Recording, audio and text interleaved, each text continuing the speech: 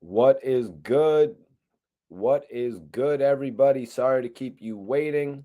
Let me just make sure my sound is right. Let me make sure my sound is correct, everybody. Appreciate y'all for waiting on me tonight.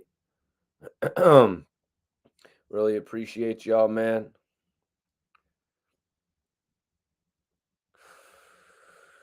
We're going to get the stream kicked off right. We got a bunch of different topics to speak on tonight.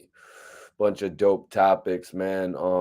Gunna, Young Thug went before the judge and it really wasn't all that good. You know what I'm saying? The prosecutor, I believe the prosecutor was going ham on Gunna. I'm gonna go over that tonight. Everybody joining me on Instagram right now. Hit that link in my bio. Come tap in with me on YouTube. We're live on YouTube right now. I'll see everybody over on YouTube. Just hit that link in my bio right now if you want to come join us. That's right. Little last minute promo. You know how I do, you guys. You know how I do. Tonight we got a pretty interesting story. Couple different aspects of the story actually. It involves DJ Quick, you guys. That's right, DJ Quick, who actually did some work with Suge Knight. Not actually signed to the label, but Suge, Suge has got this thing where he tries to win over people. He tries to do things that people are going to remember and they're going to respect. So at the end of the day, it puts you in a position to actually want to mess with Suge Knight. What up, what up, what up? Appreciate y'all for tapping in. Be sure to hit that like button when you tap in. Hit that like button. Make sure you share this video. Hit the comment section. Let me know what you're smoking on, where you're tapping in from. Standard shit, you guys. I like to connect with everybody that's in the chat.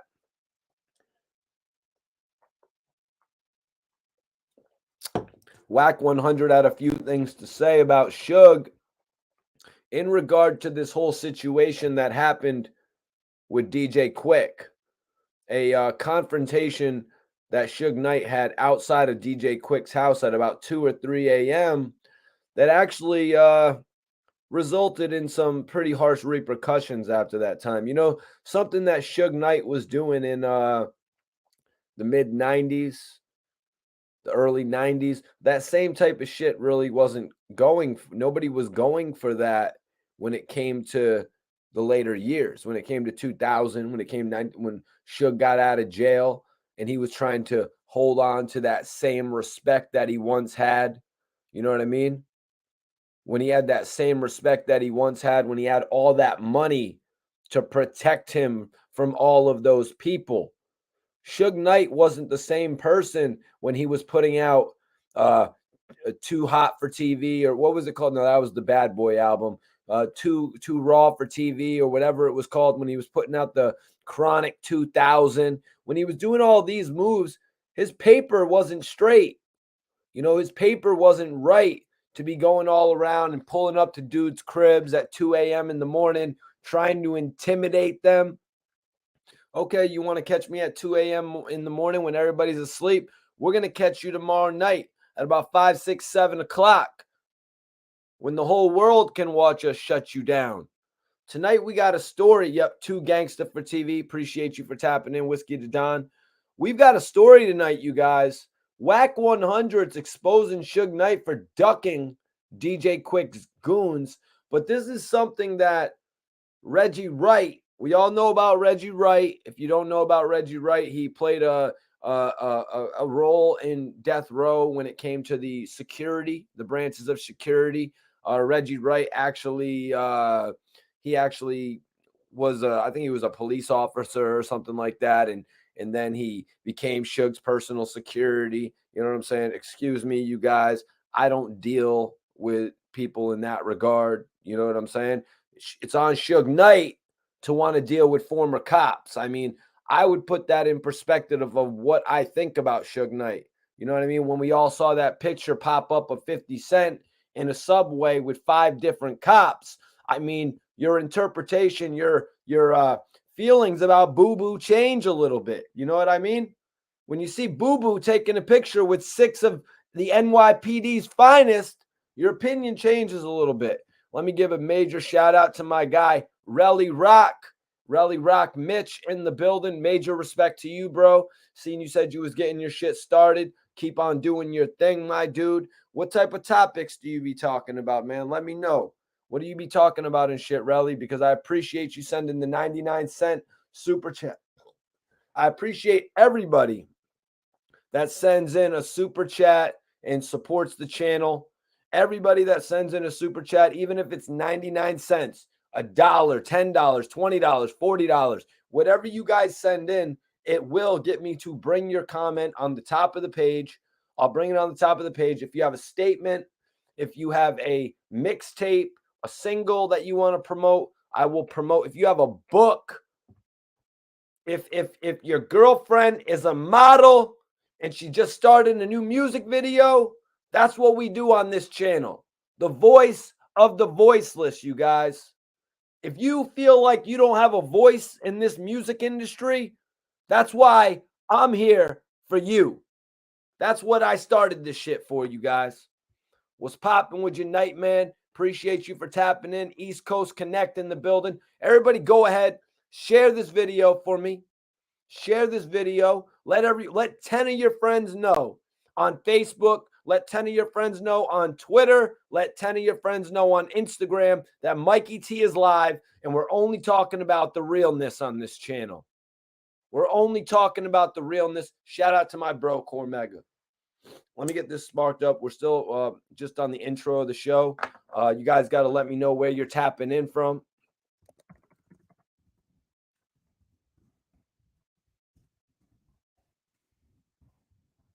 Where you're from, what you're blazing. Make sure you hit that. Make sure you hit that like button to start the video.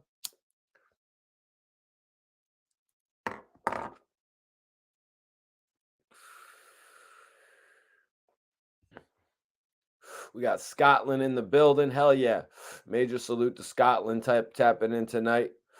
Much love to Scotland on the tap in. We got London. I see my guy Oscar's in here representing London. We got London in the building. We got Scotland in the building. That's what I like to see, man. We got representations from all over the United States. We got all the different states tapping in, but we've also got multiple different countries tapping in. That's what I like to see, you guys. Keep on spreading the word about what we're doing here, because this community is only going to grow. Nightman says he's on some Gorilla Glue tonight. Okay. You on that Gorilla Glue, my brother? Appreciate you for tapping in as well, Nightman. Always adding to the conversation. Okay. We got San Diego, California in the building by the way of Stockton. By the way of Stockton, major love for you tapping in, bro. Everybody in here, let me know where you're from. Let me know what you're blazing. I'm putting down some of this runts tonight, you guys. You know what I'm blazing. I'm blazing good.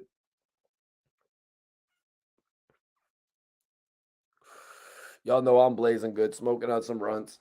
Nightman said he's on the Gorilla Glue. Oscar said he's got some gelato in his blunt. Yeah, man, we got some good topics tonight, though. I'm not gonna lie to you guys. Wack 100 detailing a situation in his own words that they're a little bit different when it comes to Reggie Wright. The words are a little bit different when they come to Reggie Wright. You know, Suge Knight was in kind of a bit of a predicament, you know, in his career at a certain point. Suge Knight was actually facing a few different circumstances that he didn't really have the ability to handle. Wack 100 is going to explain that type of shit. You know, Wack 100 is pretty much going to explain that Suge Knight was in situations that he didn't really know how to handle. I mean, we all remember what happened with the Suge Knight run-in with G-Unit in 2003. We've heard multiple people talk about that now. We've heard multiple people talk about that at this point, and it just seems like Suge Knight didn't really go up onto the in the club set. You know, he didn't really pull up onto the in the club set in an intimidating way. You know what I mean? Look at what happened when Suge Knight ended up pulling up to the Straight Outta Compton video or movie set, excuse me. Now we're talking about a bigger production that he's pulling up to. You know, never mind the production that he's pulling up to of Eminem and Dr. Dre's biggest new artist. You know, the fact of the matter is, Suge Knight lost his clout, you guys. Suge Knight lost his clout, and he was sort of trying to act like it was still there, you know, by pulling up on all these video sets, trying to intimidate all these $100 million people, your Diddy's, your 50s, your Dre's, Eminem's. He's trying to intimidate all these people that, quite frankly, you don't got the clout to intimidate at this point. You don't got the bread. You know what I mean? Back in the day when he's pulling up on Eazy-E's manager and shit, and he's having people pull up at their residence, you know what I mean? And he's trying to intimidate these guys. He's trying to prove a point, just like he pulled up at DJ Quik's crib. Suge Knight pulled up at DJ Quik's crib, you guys, 3 a.m. in the morning. 3 a.m. in the morning. You know what I'm saying? So this is West Coast time. This is 6 a.m. in the morning, East Coast time. Dudes is asleep. Dudes is in La La Land. You know what I'm talking about? And Suge Knight is waking up, having Reggie and Trey roll up to dude's crib. Reggie's like, hold on, Suge. Let me go knock at the door for you, man. You don't need to be knocking at dude's door. Treating Suge Knight 2000. They're treating Suge Knight of 2000 like he's Suge Knight of 1995, like he can sit in his car. You know what I mean? Like the Don Corleone, sit in the car. And, I've called you here for a meeting. I called you here because I got to talk to you about putting beats on my album. You know what I mean? That's the type of shit that Suge Knight was on, you guys. We got Rochester up in here. What up, Randy? Italian Ice. Okay. Smoking right over there. I see you, bro. I see you, man. Tari or Tafrari in the building. He said, about to roll up some super glue with the purple. Okay, do your thing, bro. Do your thing. Let me know how it's smoking, man. You know, I like to put a little purple in the Dutch. You know what I'm saying? Purple in the Dutch. Roll that shit up. Purple in the Dutch. And got some purple in my cup. Salute, salute. We got Schizo, West Virginia in the building. For some reason, oh, he's on a little something different tonight. He's on that apple gelato tonight. All right, bro. All right, man. How's that shit tasting, Schizo? How's that apple gelato smoking, bro? Let me know. Let me know, man. Definitely appreciate you. ATL's in the building. Atlanta, Georgia, baby. Atlanta, Georgia's up in here. Shout out to the A. You know, we're actually talking about a couple of the Atlanta artists tonight. Young Thug, Gunna. We're talking about them. Gunna's bail denied. Young Thug's bail has been denied quite a few times at this point. Young Thug's trial date has been set, though. It's kind of an alarming trial date that's set. Probably a lot of people are thinking it's going to be pushed back. I mean, shit.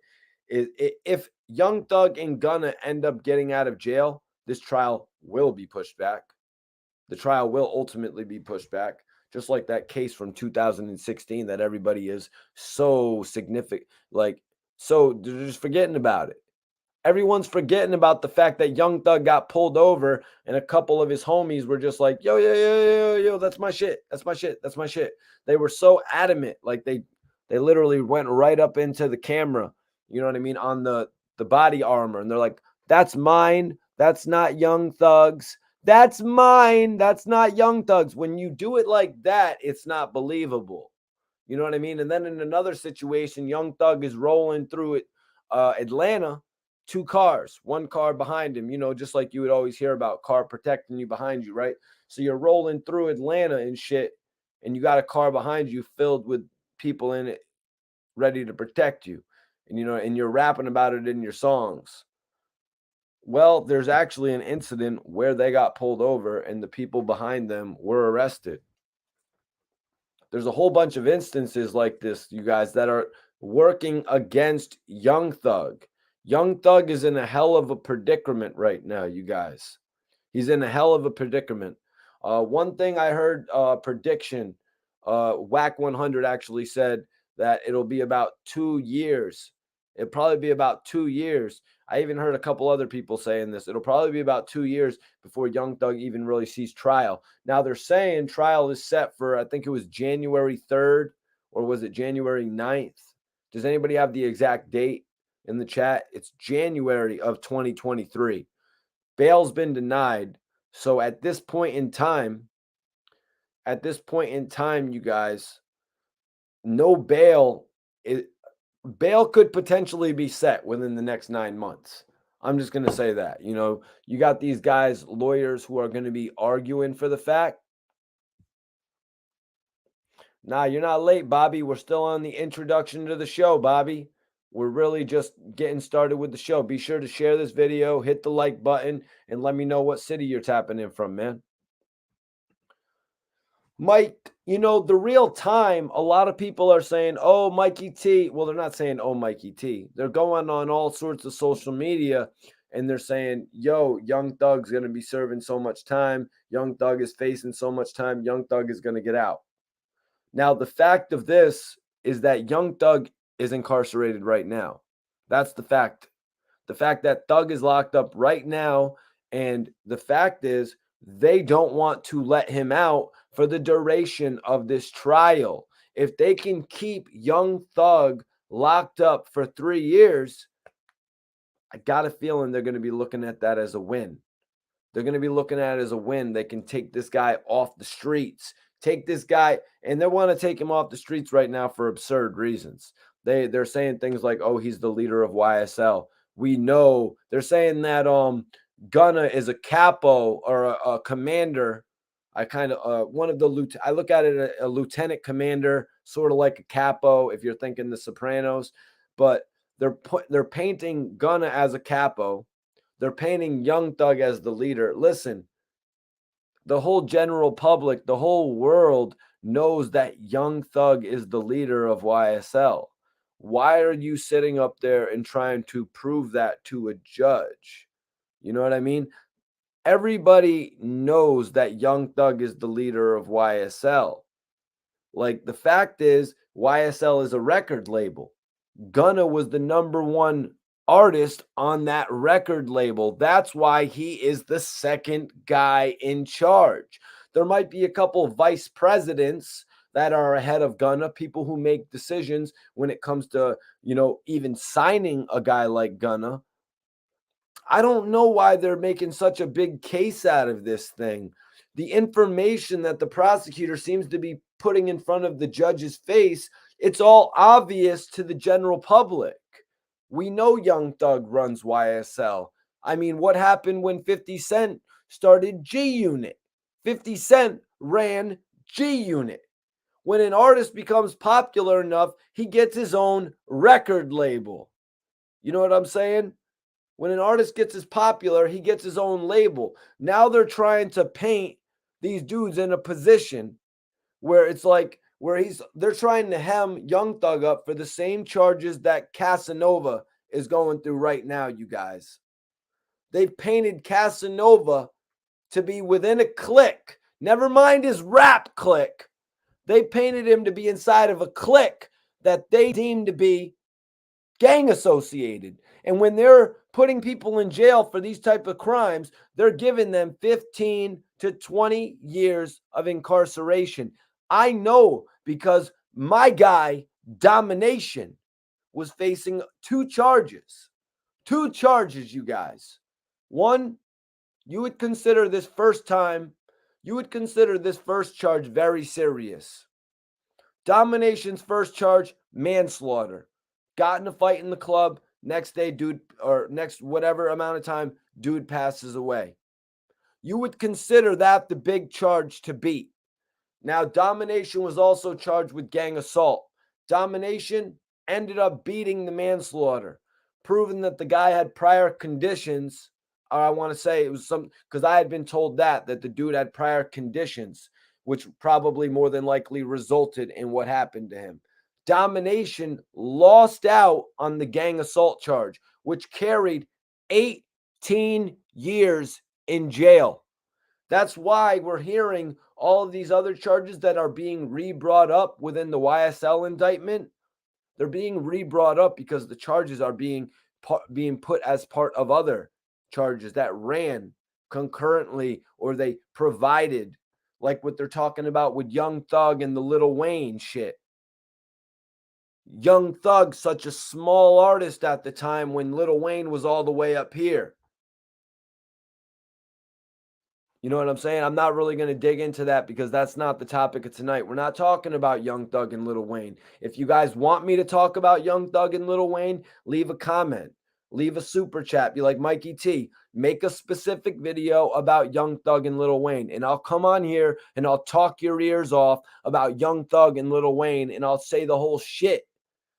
But tonight we got a couple different things to talk about, man. Wack 100 and Reggie Wright seem to both have a little bit of a different confusion about this incident with Suge Knight and DJ Quik.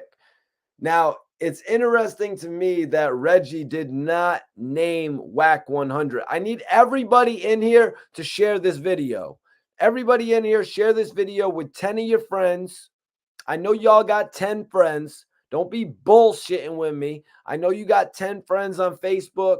I know you got 10 friends on Twitter, and I know you got 10 friends on Instagram that you're not too shy to share this video with. And you could be like, yo, I've got the reel on this YouTube channel. And the best part about it is you can interact with me on the chat as well as Mikey T.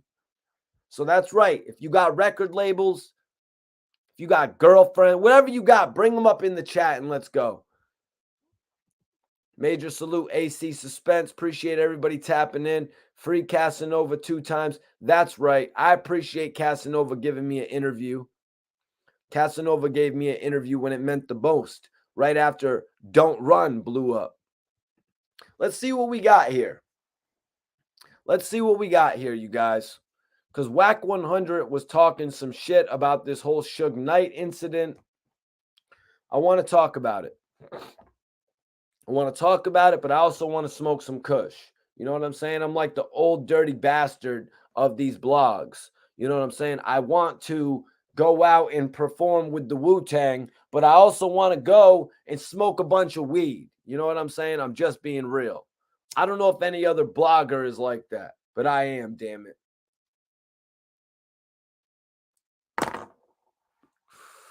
So, Wack 100 spoke on this whole situation with Suge Knight. Wack 100 was basically saying that after he stopped running with Suge, you guys, Wack 100 was saying that after he stopped running with Suge, Suge Knight started getting hit on. And I'm not talking about Rihanna at the Poppin' Them Things music video shoot, or the Pop, what was French's song that I was at the video for? Pop It, whatever the hell the song was that, when I was trying to bag Rihanna that one night. And that's another thing. I don't know what other bloggers ever tried to bag Rihanna. Dudes could be doing all types of shit. You know what I mean? Dudes could be getting all types of freaking ponds put behind their crib and shit. But I'm hollering at bitches like Rihanna, man. That's what I'm doing. Major salute to Hassan for getting the pond behind his crib and all that. You know what I'm saying?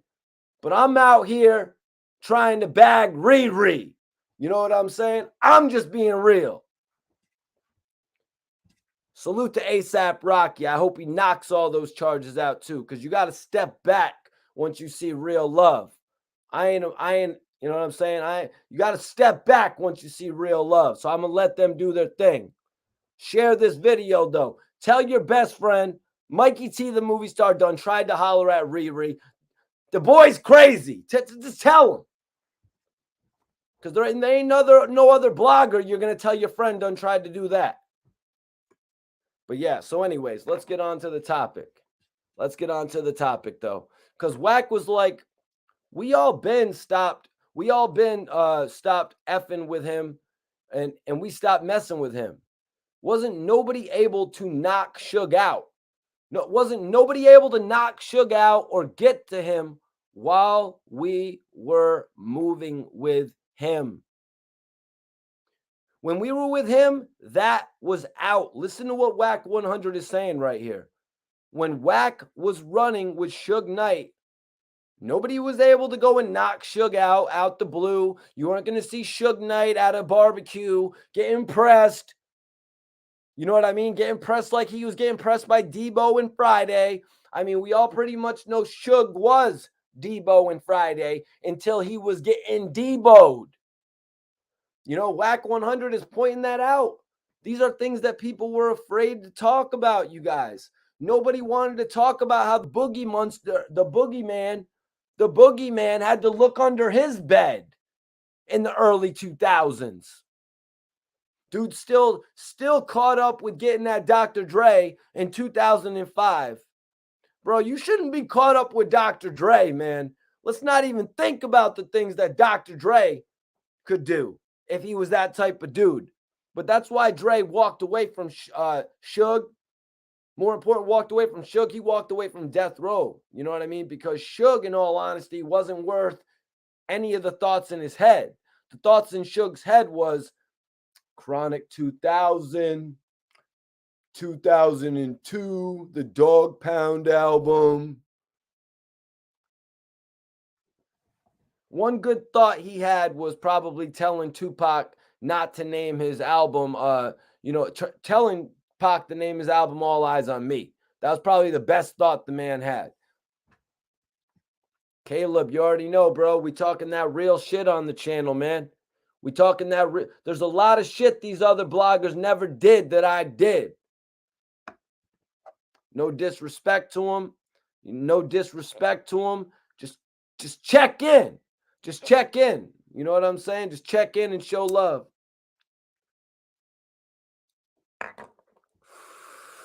But that's crazy, man. Because Wack is saying some shit that other people would never say a few years ago. And I'm talking about even in like the 50 Cent era that we all pretty much grew up in. Yeah, that's right, man. 50 and all them G Unit guys be thinking I hate on G Unit, but I'm here talking about the 50 Cent and G Unit era, so they really need to get their shit straight. But that's one of the reasons that G Unit, you know what I mean, they really couldn't adapt to the new market. You know what I'm saying? The whole digital wave and shit like that, because they weren't able to keep up with what people were saying. You know what I mean? They're like, oh, screw Mikey T. Mikey T done help dudes tenfold. You know what I'm saying? Anyways, let's move on from this, because what that amounts to is nobody talking when you needed to talk. Everybody left Suge Knight. Everybody let Suge Knight be this mythical story. You know what I mean? Everybody let Suge Knight be this thing, this big myth, until these little incidents started to happen, which all culminated up to what happened at the Straight Outta Compton video or movie set. But there was more things than that. I mean, Suge doing embarrassing things like getting knocked out, Suge getting taken out in ambulances from nightclubs at like Kanye West parties, Suge trying to manage people like Cat Williams and ultimately getting in trouble over it when he's already had 2 strikes. He got a 3rd strike. He was up for his 3rd strike, I believe, over grabbing a cameraman's camera that took pictures of him and Cat Williams. What the hell were you thinking? First of all, let a cameraman take pictures of you and Cat Williams, bro. That's like that's putting you in a better light than you've been in for the last few years. The last light we really knew Suge Knight in was when Petey Pablo ditched his ass. You know what I mean? When he was trying to put together that whole situation with Death Row, when he actually did have a couple known people over there. He actually had Crooked Eye, unknown, but still a dope artist. They were working on his album. They had Petey Pablo. They had Lisa, Left Eye Lopez, but she was being known as Nina. So they had a little bit of a roster over there that Suge could have built on with Pablo and with Left Eye. Left Eye, unfortunately, left us. Petey Pablo smartened up, and Crooked Eye got the short end of the stick. You know what I'm saying? Crooked Eye got the short end of the stick because the man is really talented. You know what I'm saying? The man is extremely talented. And I would have really liked to have seen the Say Hi to the Bad Guy album get a release. I know it eventually would be released, but I'm saying back then it would have been dope if it could have got a release. But let's be honest, all of the Death Row projects were being overlooked back then. You know what I mean? All of the Death Row projects were being overlooked back then. After they left Interscope and they went to Priority, and then they went to E1. You know, all the death row shit was overlooked. Share this video, y'all. Appreciate everybody that does. Definitely appreciate everybody that does. But Wack's not pulling any punches in this blog I was listening to, man. He's like, we all been stopped effing with him. We've been stopped messing with him. Wasn't nobody able to knock Suge out, get to him while we were moving with him. That was out. Wack broke down the details, you guys. Wack said the only time I mess with him is when he called me and begged for a hotel room, and I wouldn't even do that. And I wouldn't even see. But then he said, I went down there and I called the Marriott. I called the Marriott or something, and I booked him a room for a couple days. So he would stop calling my phone. Apparently, Suge Knight was calling Wack 100's phone. Apparently, he was calling him a lot back then. Notice Wack says, I called the Marriott or something. Now, guys, I've stayed at the Marriott and I've stayed at or something. There's a big difference, damn it. There's a big difference when we're talking about the Marriott or are we talking about or something. You know, because I got a friend who works a job and he stays at hotels while he's working and shit like that. So he builds up hotel points to where he can get hotel stays at these or somethings. You know what I mean? There's a lot of buildup at that shit. Now, dudes be talking about hotels. Let's talk about the elephant in the room. Let's talk about Wack 100's trucking company. If Wack still has a trucking company or he owned one and he got his truckers rooms, he would build up these same points for hotels that my friend gets. When you stay at a hotel, you can do something and get like value points for these select grouping of hotels. They're not the best hotels. It's like an Econo Lodge. It's like a Quality Inn. If you're lucky, a Best Western, maybe. Just shit you want to stay at when you're on the road. You know what I mean? If you're traveling down south.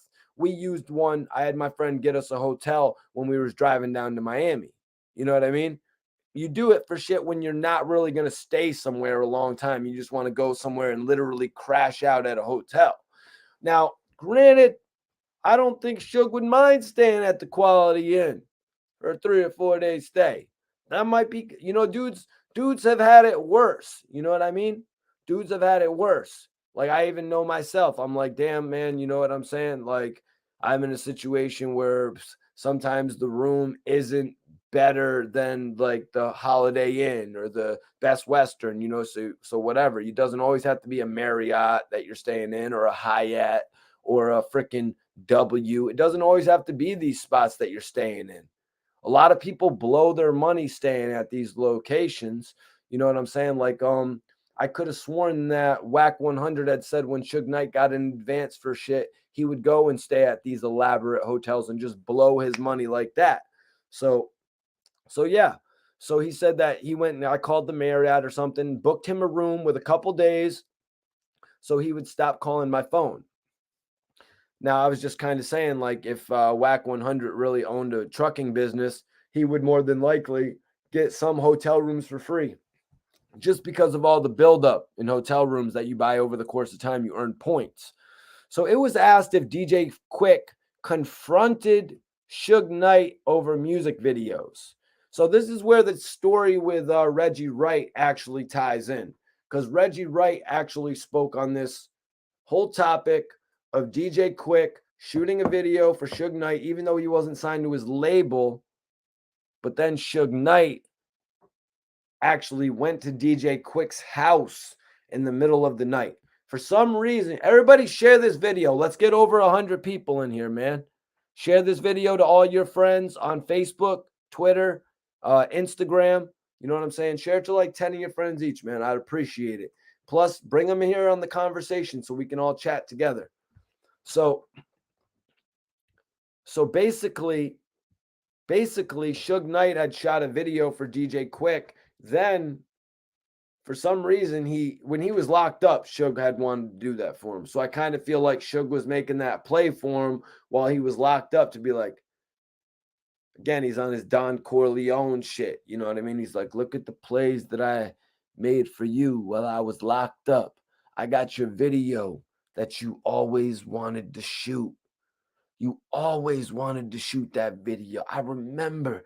This is like the trick of the trade. You know what I'm saying? I always remembered hearing you talk about wanting to shoot that video.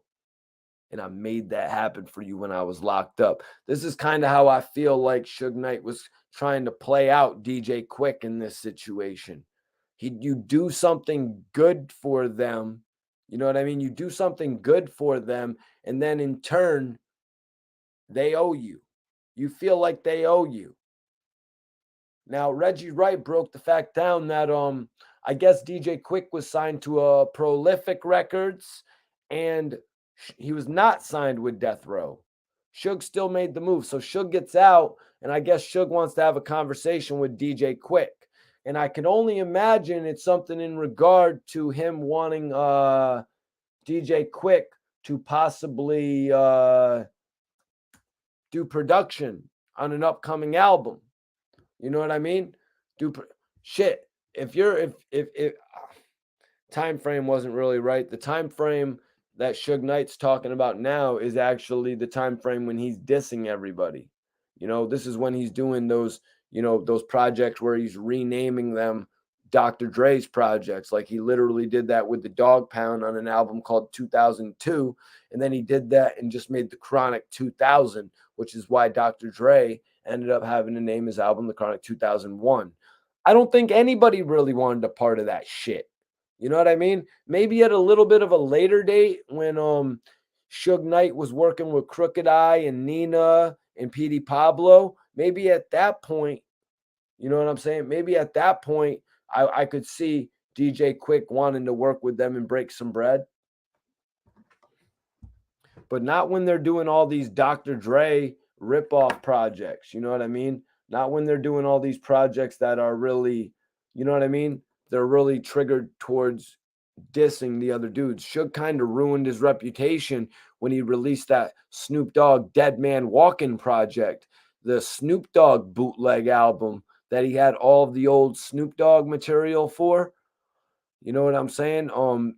The Dead Man Walking album, and he dropped that album on Death Row, and it actually moved 221,000 units in the first week, you guys. So Suge Knight actually did some units with Snoop Dogg after Snoop left the label.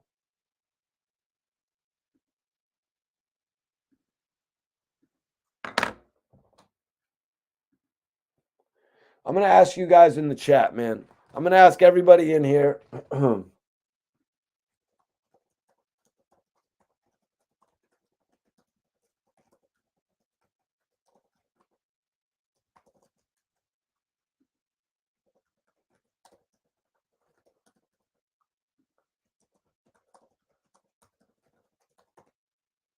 Guys, I'm putting a poll up in the chat right now. I want to know what everybody thinks, man. Do you think Wack 100 really helped Suge Knight? Your answers. Yes, Suge was broke, or no, Suge used Wack. What do you guys think in this whole situation, man?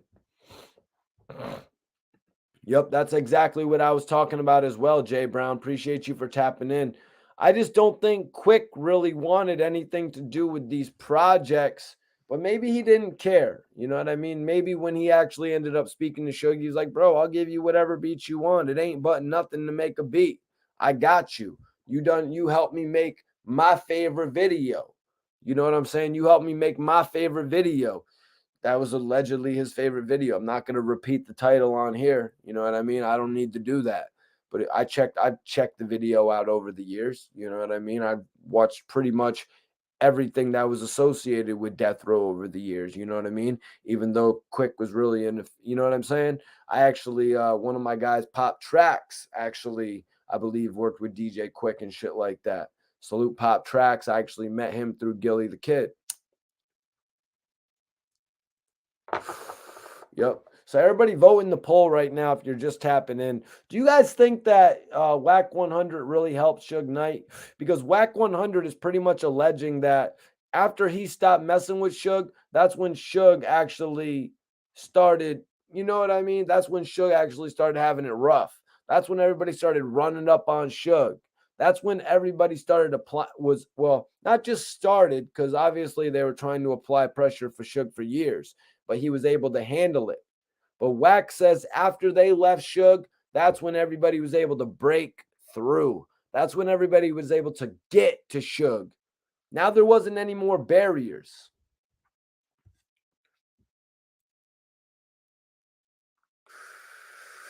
What's everybody doing tonight? Where y'all from? What you smoking? See, everybody's tapping in right now. If you're just tapping in, be sure to let me know where you're from so I can shout out your city and state. Let me know what you're blazing on. I'm blazing on some runts, you guys. We smoke the best on this channel, man. Runts 3.5. That's it. But I'm done with that. I got a couple more over there, though. What up? What up? We got Michigan in the building. We got Michigan in the building tonight. Major salute to Michigan. You know, I've done interviews with some of the best cats from out there. Bizarre from D12, Royce the 5'9", two artists from Michigan who have blessed the channel, man. I'm going to be doing a watch along for my interview with Bizarre pretty soon, where he pretty much went over the whole 50 Cent and Suge Knight incident. We got Utica, New York. What up, what up, what up, Hood Rich? Appreciate you for tapping in, Hood Rich Valentine. Thank you for tapping in tonight. My guy right there, Bobby Digital. Always Philly and always sober. I like that right there, man. I appreciate you for tapping in. Everybody share this video. Let them know the hottest blogger is on right now. Mikey T, the movie star. Why am I the hottest blogger? Because I interact with the whole chat.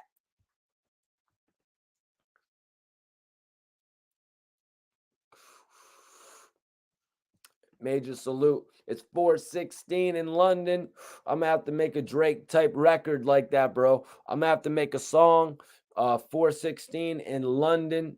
That's right. I'm going to make a song called 416 in London. Mikey T, the movie star. It's 416 in London. Shit keep thundering. My blunt is keep thundering. You ain't going to hear it yet, man. You're going to have to wait. You're going to have to download the MP3 and stream that shit.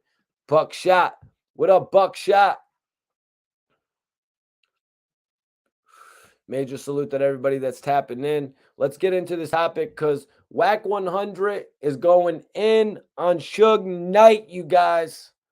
Wack said, we've been stopped messing with him. Wack was like, wasn't nobody able to knock out Suge Knight. Nobody was able to get to him while we were moving with him. That was out. Wack is putting it on there right now that he was heavily protecting and making sure that people could not touch on Suge Knight. And I'm not talking about celebrity foxes. I'm talking about them dudes trying to apply pressure because they had questions for Mr. Suge. Vote in the chat right now, you guys. Vote in the poll. Do you think that Wack 100 really helped Suge Knight? Wack said, the only time I messed with him is when he called me and begged me for a hotel room. Wack said, I went down there and I called the Marriott or something, and I booked him a room for a couple days so he would stop calling my phone. Stop calling my phone. I got you a room at the La Quinta. I got you a room at the Pleasant Inn. My bad. I got myself a room at the La Quinta. That spot's nice. So it was basically asked to Wack if DJ Quik had confronted Suge Knight over a music video, and Wack said DJ Quik ain't never confronted Suge Knight. But a dude named Tony Lane that covered for DJ Quik definitely came up in there and called him out, and he was scared to come out. And he was scared to come out the gate. So he's saying that Tony Lane came out there, called out Suge, and he was scared to come out of the gate. Now, Quick ain't confront nobody. Wack is saying that DJ Quick, did not confront nobody at death row. Quick ain't like that. He will tell you, probably thought it was like 15 people because he was acting a fool. That was one man. What? So Reggie Wright actually said in another interview that Ronald and Donald, cousins of Suge Knight, I guess, they were named Ronald and Donald Knight. So I guess they were actually cousins of Suge Knight. So no parentheses needed, actually. They rolled up on the Beverly Hills residence, the office, I guess. These guys called Reggie. They said, Reggie, what's good? Anyways, we'll get to that in a second. They're like, Reggie, what up? We're coming to the office. The office was in Beverly Hills, you guys. These dudes didn't give a shit. They didn't care one lick that the office was in Beverly Hills. Where the hell is Milk when you need him? When you're talking about a Cali topic, where is Milk now? What is he doing? A review of some new coffee maker? Get Milk in here and let's chat. We need somebody to represent Cali on this shit. I ain't being quiet no more, you guys. There ain't no reason to be quiet. I don't got any neighbors. Y'all got some shit. You got them little plots of land. I don't got any neighbors.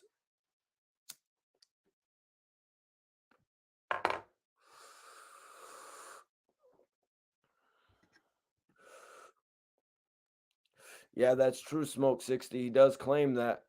He does claim that. Andrew says, I'm from LA, living now in London. So let me get back into this, you guys. Sorry I went into that little rant. That was a dope little rant, though, I must say. So Wack was like, DJ Quick never confronted Suge Knight, but a dude named Tony Lane that covered for DJ Quick definitely came up there and called him out, and he was scared to come out the gate. Quick ain't confront nobody at death row. Quick ain't like that. He will tell you that. They probably thought it was 15 people because he was acting a fool. But that was one man, is what Wack is saying here. Wack went on. He begged me to open the gate. He begged me to open the gate. I didn't open the gate for them because I knew what they were going to do. I wouldn't open the gate. I got love for Tony Lane. That's a G, homie. That's a dude. That dude was foaming out the mouth trying to get to him. I just went up there and said something to Quick. And you know, Quick, that was Tony Lane's artist. So if you had an issue with Quick, holler at Lane. Pretty typical thing. You know what I mean? Wack is saying here, and you deal with him. You deal, and he will deal with it. Going directly at the artist, of course, he's gonna take it some type of way. Wack is right here. Sometimes you want to go to the artist's associate. You want to go to the associate, the best friend, the manager, whatever acquaintances you know from the artist. You're going to go to them and they're going to direct it to their friend, their protege, their artist, whatever best way properly they would go to do that. Now, Wack apparently was the guy at the gate. Now, the way Reggie explained this story, the way Reggie explained it is that Suge Knight went to DJ Quick's house after doing this favor for him. He did a favor for him, a music video. So then when he got out of jail, he went to DJ Quick's house at 2, 3 o'clock in the morning. And now this incident is what happened the next day. Quick got Quick's people, Ronald and Donald Knight, actually called Reggie Wright, and they're like, yo, we're coming to the office. What time are you going to be there? he was like, we're going to be there at 5 or 6 o'clock. So they showed up, and they say, and Reggie says that they showed up with like 15 people, ready, bout it, with all types of shit on them. You know what I'm talking about? They had all types of shit on them, ready to go. Apparently Quik was there and all. Suge Knight went to Quik's house the night before, trying to pull some shit, some Jerry Heller shit. You know what I'm saying? Suge Knight was trying to pull some crazy tactics. Yo, just sign off on 50 beats. It ain't nothing. I did a music video for you. Bro, a music video costs $1,000. I'm not signing off on 50 beats. You always wanted to do that video, bro. Ever since you was a small child. What are you talking about? I didn't make that song until I was 23 years old. I'm 27 now. I haven't wanted to make that video but 3 or 4 years. Still made it happen for you, baby. Sign over them beats. Some crazy shit like that. Whatever Suge is trying to do. You know what I mean? The same tactics that he used trying to get Dr. Dre out of Eazy-E's contract. But everybody respects him for that. And everybody just sort of believes that Death Row was his idea. Maybe about 2%, the most ridiculous things. Hold on. Maybe that logo too. The logo too, I guess I give that to Suge as well, because he had his friend draw it.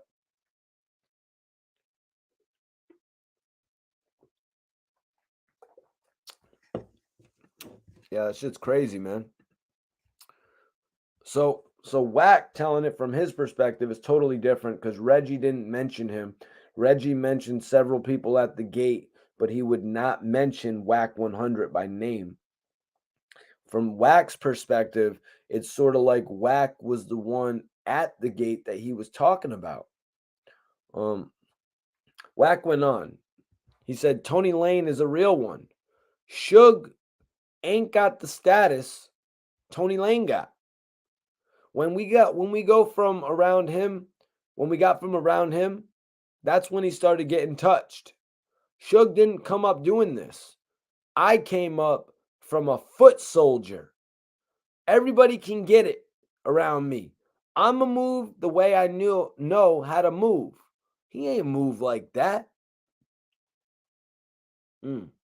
Wack 100 and Suge Knight, two totally different guys from the way that Wack 100 is describing it. Also the way that we've seen depicted out in interviews. You know, Suge Knight's parents, we've seen them in interviews. Seemed like Suge Knight's father was somebody who worked very hard to make sure that Suge Knight had some opportunities. You know what I'm saying? The fact that Suge, I guess, was playing a little bit of football says a few things. Now, I guess they're trying to convince me that I need to see a Suge Knight feature film to know the rest of the story.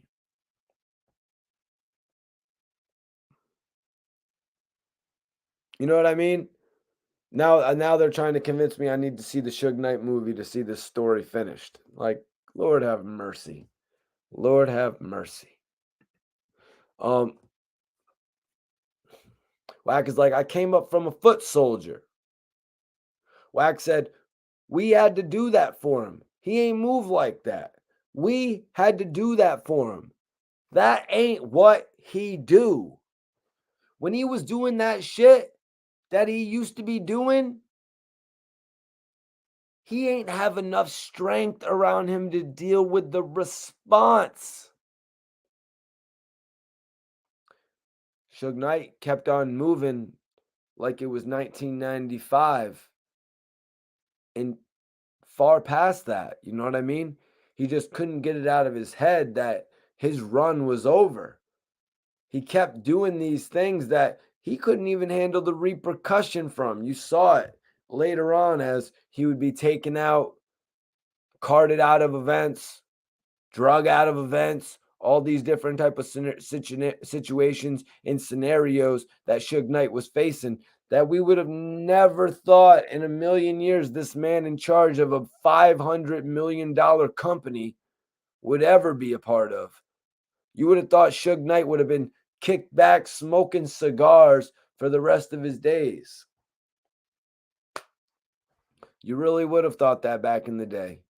You really would have thought that back in the day, but he kind of went out in a really bad way because he didn't know how to handle his business. He kind of pushed everybody away from him in different ways. Shit, he almost pushed Snoop Dogg away from him before he ever even got the chance to meet him. So, Wack was going in on a few people in this live video, you guys. So Wack had said, when he was doing the shit that he used to be doing, he ain't have enough strength around him to deal with the response. A lot of them people that had him, they weren't no cowards. When you see that shit that's standing around him, any man in his right mind is gonna think twice. So, Wack is keeping it real. He's pretty much saying he's big up in himself, pretty much saying like all the dudes that were around Suge were the realest of dudes. Wack went on, that's not seeing it. 100, that's lying. Some people say Wack is only known for his relationship with Suge, which he decided to break down here as well. Wack kind of went in on this. Wack is like, you cannot put me with this man. Wack 100 is saying, you cannot put me with this man. To say the first time Wack was with Suge, there, this, here, there, this or that or the other, for you to say that Wack, we knew you from Suge, that means you had to see me. You had to have been involved and mentioned with or talked about somehow, some way. So Wack is saying you would have had to seen him with Suge Knight, heard him talked about with Suge Knight, because everybody is saying that Wack has built himself off of Suge, right? That's what the general public is saying right now.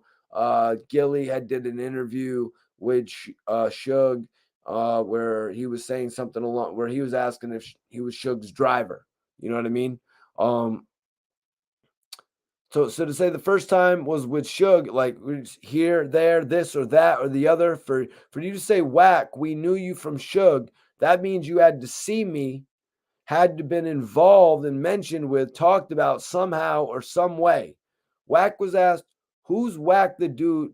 Who's Wack? The dude who ran with Suge. This is what they were bringing to the table. Wack replied, how you know me from being with a dude you never saw me with? Wack bringing a clear question to the table. How do you know me from being with a dude you never saw me with? You're full of shit. How do you know me from being with someone you never saw me associated with? Wack broke it down. His first debut on the internet here, you guys. My first debut to the internet was Stitches. Dudes that know me, know me. So like dudes that know him from other situations, his previous shit, they know him. But the internet, his first debut, my first debut to the internet was Stitches. And I think everybody knows that. You know what I mean? Now, what does it go back for me to knowing of Wack 100? I guess it goes back to hearing about Wack managing Ray J. I guess it goes back to Wack managing Ray J and Ray J actually putting out a song with Young Berg. But yeah, Wack had been with Ray J for quite some time, and then you heard about him being with The Game. But you had only heard of Wack 100 at that point. You didn't see Wack 100. When you first seen Wack 100, as he's saying here, was when he got into the situation with Stitches. So Wack went on. The first thing dudes think is you a lie. You don't know what's going on. Dudes don't know you. They only know you from Suge. They wouldn't know. I didn't work for him. There was a handful of us. Dudes was like, Wack, that's a crazy picture. Because there's 3 people that never came out of the shadow. certain dudes you ain't gonna know. We weren't out in the forefront like that, bro, at all, for a reason. We ain't bought a chain. We weren't rappers. When certain people showed up, we knew what it was. Yeah, Wack explained that when he was with Suge Knight, he was not in front of the cameras. He was not playing that whole let's get chains and let's take pictures with Suge and let's show him that we look like Tony Soprano and his crew. You know what I mean? Let's not put out a whole representation like we're the Godfather. Like let's just let the music industry work its way.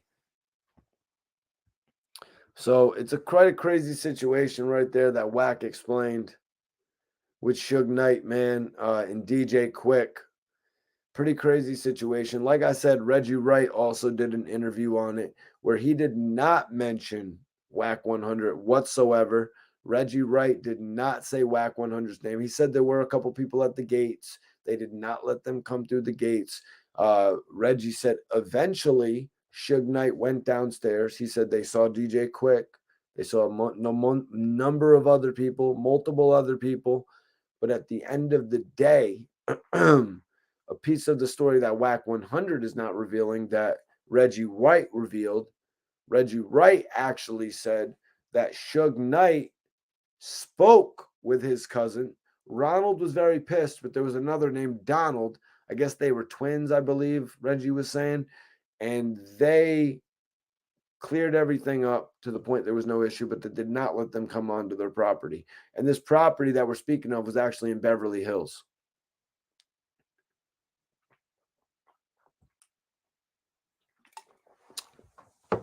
So I really can't believe that's where they were creating all this commotion, you guys.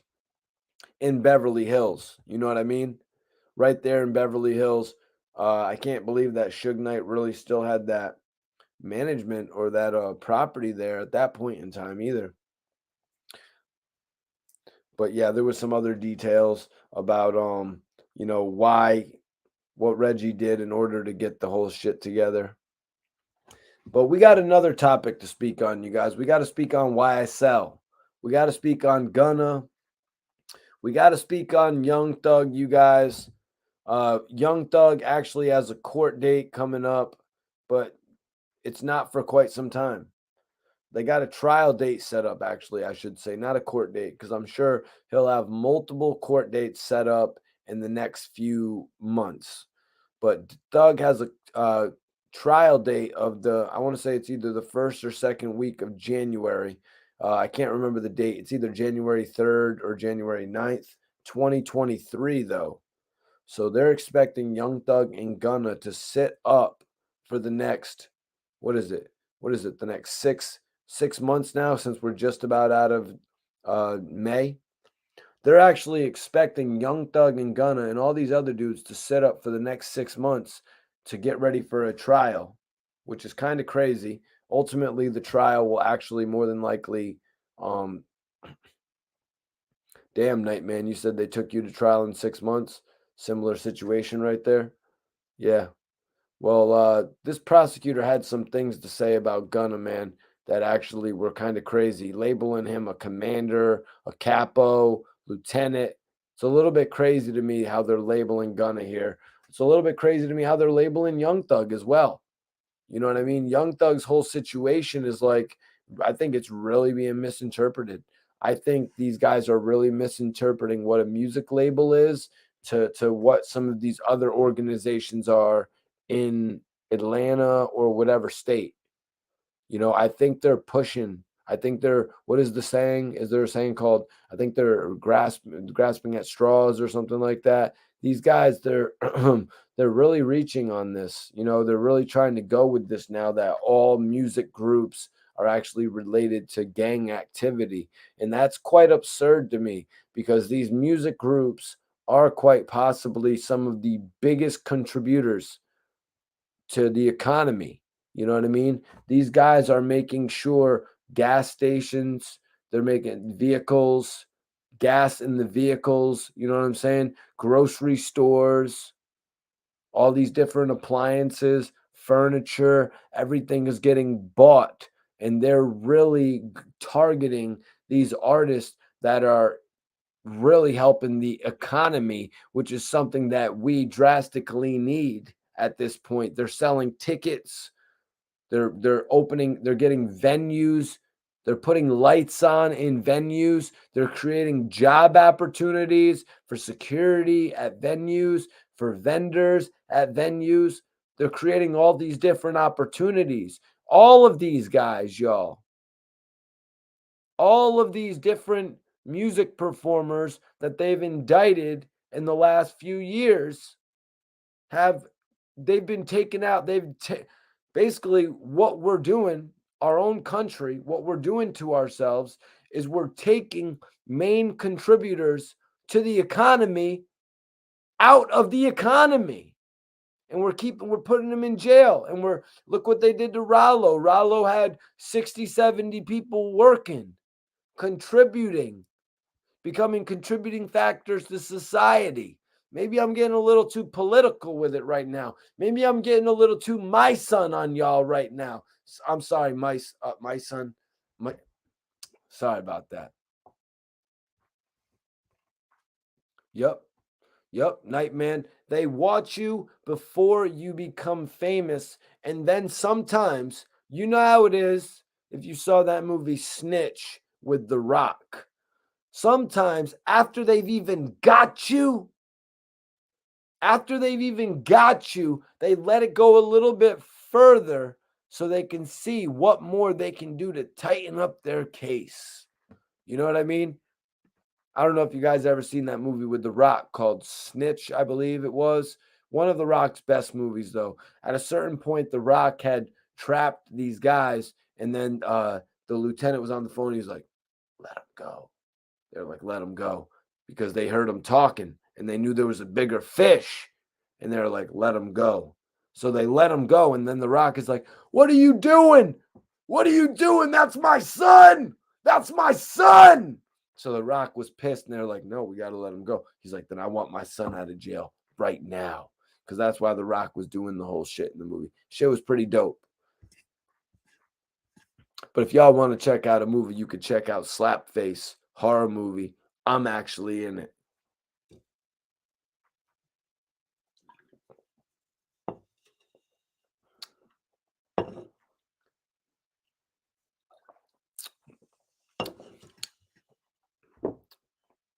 What do you mean, Jeff, if everybody already knows it? They don't know it. They don't know that they're doing bad. You know what I mean? People are just being misinterpreted and targeted. You know what I mean? People are really being misinterpreted at this point and targeted. You know what I mean? Sometimes they want a face. You know what I mean? It's always better to have a face on a product. I mean, shit. Look at what Cookies is doing now with marijuana. I never want to buy bud in a see-through baggie anymore. It's always better if you can have a face. You know what I mean? It's always better if you can have a face on it. But yeah, let me get into this topic here. The Young Thug case, the Gunna case. The prosecutors were talking pretty serious about this situation. The prosecutor said, Judge, he is indicted on count 1 with Mr. Williams for having a stolen weapon, and I believe it's 4 counts of different drugs for possession with intent, and that's a pending case out of DeKalb County that they are on bond for. As to the predicates or the adverts, he has 4 predicates on those encompassed in that case in DeKalb. So, guys, right there, what the prosecutor lined out is the fact that Gunna and Young Thug are both currently on bond. They're currently on bond. I think we all know when you're on bond in a case, you're not getting out. If you get picked up while you're on bond, you're more than likely not getting out unless you're Paris Hilton or unless you're freaking, you know what I mean? Unless you're one of these celebrities with a bunch of money. You're not getting out. Young Thug, been on bond for quite some time, which I can't believe. I would have told my lawyers, handle this case so they cannot use it against me in the future. Don't really understand, but Young Thug is younger than me. You know what I mean? These guys are pretty young with a whole bunch of money. You know what I'm saying? But I just don't understand how a man wouldn't say to his lawyer, "You get this case handled. I want this resolved." Should have known that this was going to be used against him in the future. So the prosecutor went on. He said, the other event references that Mr. Kitchen is a rap star. I believe Mr. Williams is as well. Funny. In the songs they sing, they talk about being followed in their gang persona by snipers.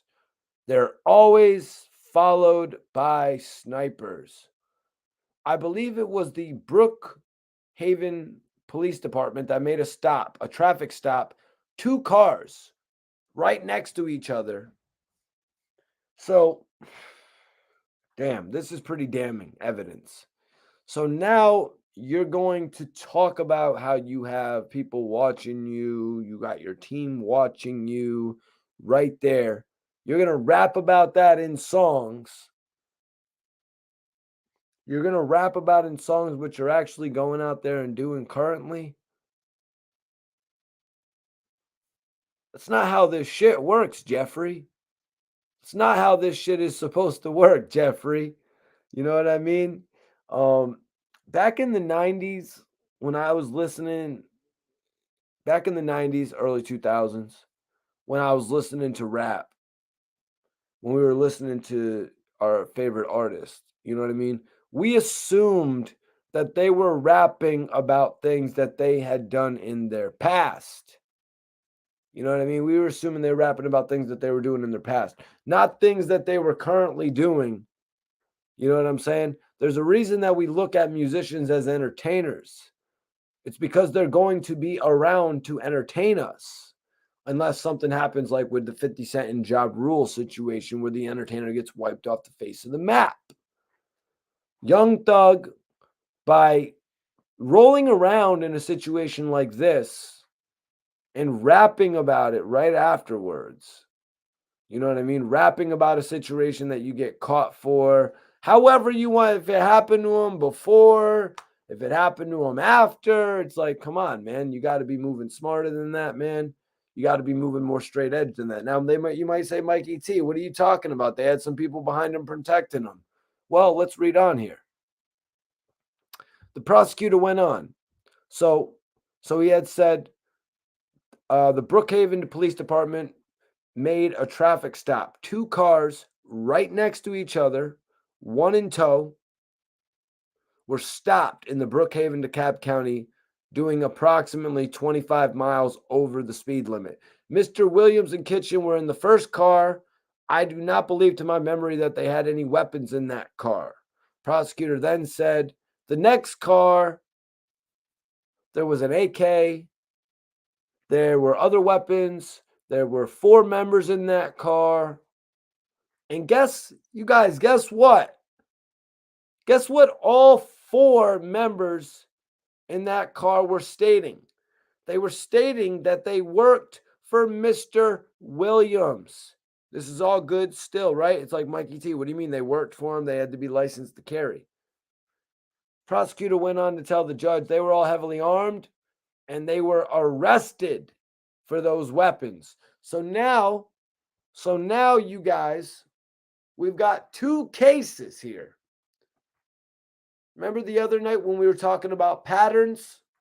Do you guys remember the other night when we were talking about patterns? Is AK-47 on YouTube talking about patterns? Is Hassan Campbell talking about patterns? Is Academics talking about patterns? Is Adam 22 talking about patterns? The other day, we were talking about patterns that they're going to put together, you guys. Salute to you, capital third letter. Alicia, what's poppin'? Appreciate you for tapping in tonight. Yesterday, we were talking about patterns, and listen to the 2 cases that Thugger Some of our favorite rapper is caught up in here. Young Thug was caught up with two guys, as I said a little bit earlier, who admitted on a police body cam, that's our shit in the car, your honor, or officer. This is our shit. We take responsibility for all of this. And it was a bunch of, shit. Then the next day it was a bunch of drugs. Then they get caught up with guns. The next time they get caught up with guns, and all people in that car, all four people in that car are saying, we work for Young Thug. We work for Young Thug. We work for Young Thug. We work for Young Thug. This is what you call a pattern, you guys. This is the pattern that they were building on Young Thug. None of us knew about it. Why didn't Young Thug have proper armed security? He's worth it. The man spends $25,000 on a ring. He is worth it. On his way to future status. You know what I mean? I'm just being real about that situation right there, you guys. Reading all this shit, hearing about the fact that they're forming patterns on these guys. I don't know why Young Thug's lawyers didn't catch this shit. I don't know why Young Thug didn't catch it. I think that's really, I don't want to say amateur, because I'm not saying they're in that game, but like, it is really foolish that they weren't seeing these things happening to their client, their multi-million-dollar client, their breadwinner client. When you have a client like Young Thug, you don't need another client.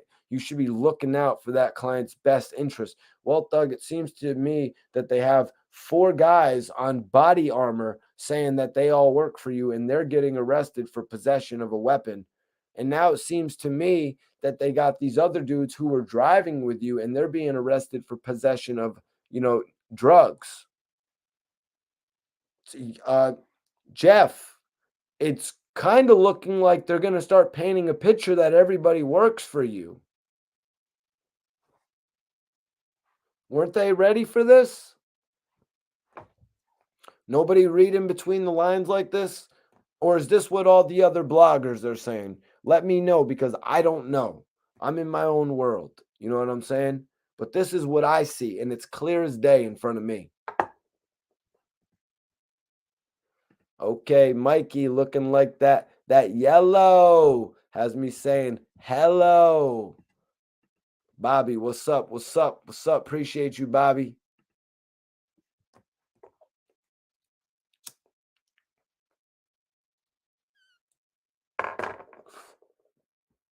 Let me know, you guys. If I'm just saying what every other blogger is saying, I might have to switch it up. But I don't feel like I am. I feel like I got my own voice.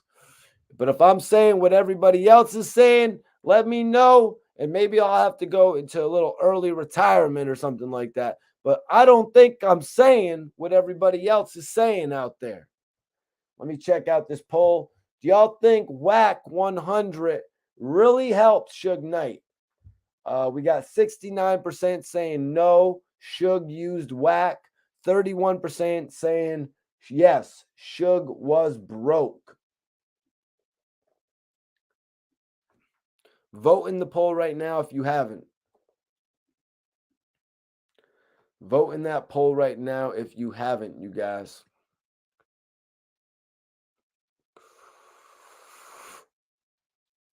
No, I was asking a question.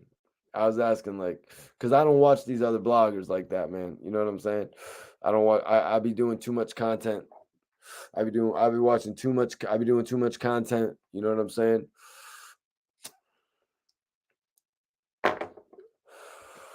I be doing too much content. You know what I'm saying? Like,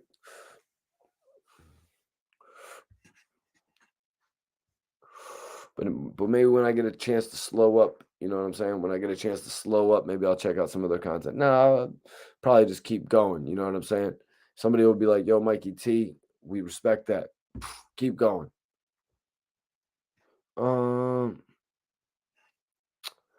Yeah, man, but they're getting a little too bit clever for that, Bobby.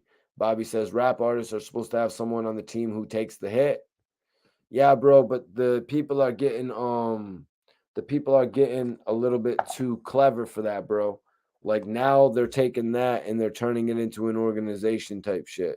You know what I mean? They're like, "Oh, you're so eager to take the blame for YSL, so that means YSL must be something bigger." Do you know what I mean?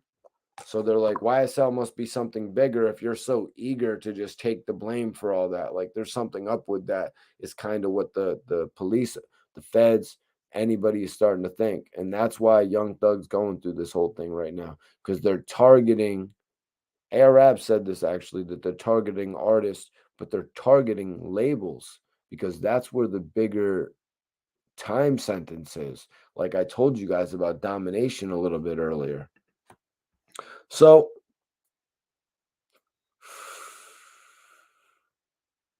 the prosecutor said, wow. The prosecutor said Gunna is not just an associate of Young Thug. He goes, now, Judge, Mr. Kitchens is not just an associate of YSL. He is actually in a command structure. He is one of the bosses. Now, he is not the boss. Our belief and our evidence will post that Mr. Williams is the boss of YSL, but Mr. Kitchens is in a command position. You know, like this just sounds so crazy to me because he's like sort of explaining this like he's not really familiar with what YSL is. Like he's one of those fans, somebody who wants to interview like Young Thug, but he really doesn't know anything about YSL. He just wants to interview Young. He's like, oh, and yeah, and then Gunna's in position right after Young Thug, I guess, and he's like studying it up, figuring things out. That's kind of what this prosecutor seems like to me. Like he's like reading up about who Young Thug is, and then he's seeing, and then now that he's getting all this evidence, he's seeing that Gunna's there. He's like, he's definitely in a command position. Gunna was the biggest artist on YSL. He was probably the only other artist on YSL that was selling units. Of course, he's in a command position. Are you kidding me right now? It's not even it's like he's in a position like Lloyd Banks. You know what I'm saying? Of course, when 50 Cent blew up and he put Lloyd Banks on and Lloyd Banks sold all those records, everybody immediately started respecting Lloyd Banks. Like, I seriously don't get that. Like, for them to make an association like, oh, Gunna is in a command position. They're saying like Gunna's a capo, and they're like you know what I mean? Like this is the Sopranos or something like that. Like that is like so like it seemed to be, as somebody watching from outside, like it just seems like they're gonna just say this about every record label now.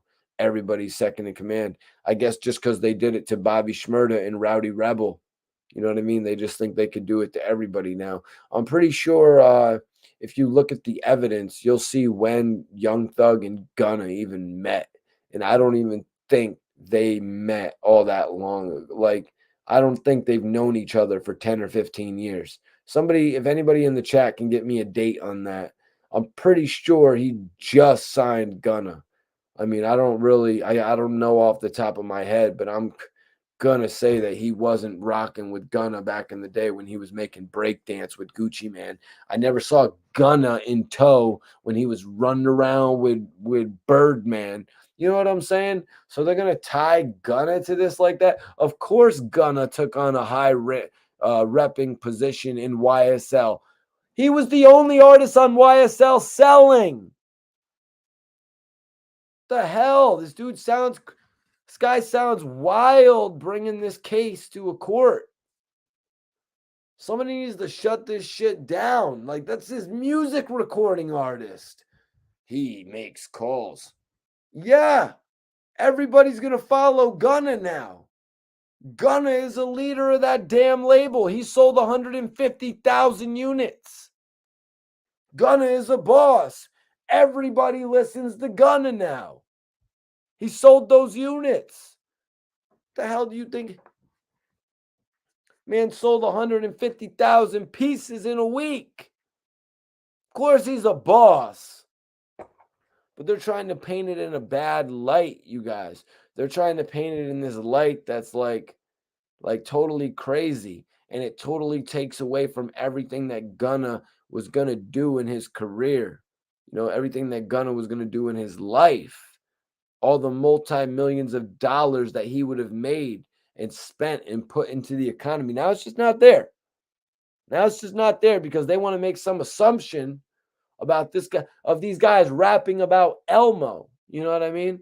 They want to make an assumption about these guys rapping about Elmo and shit like that.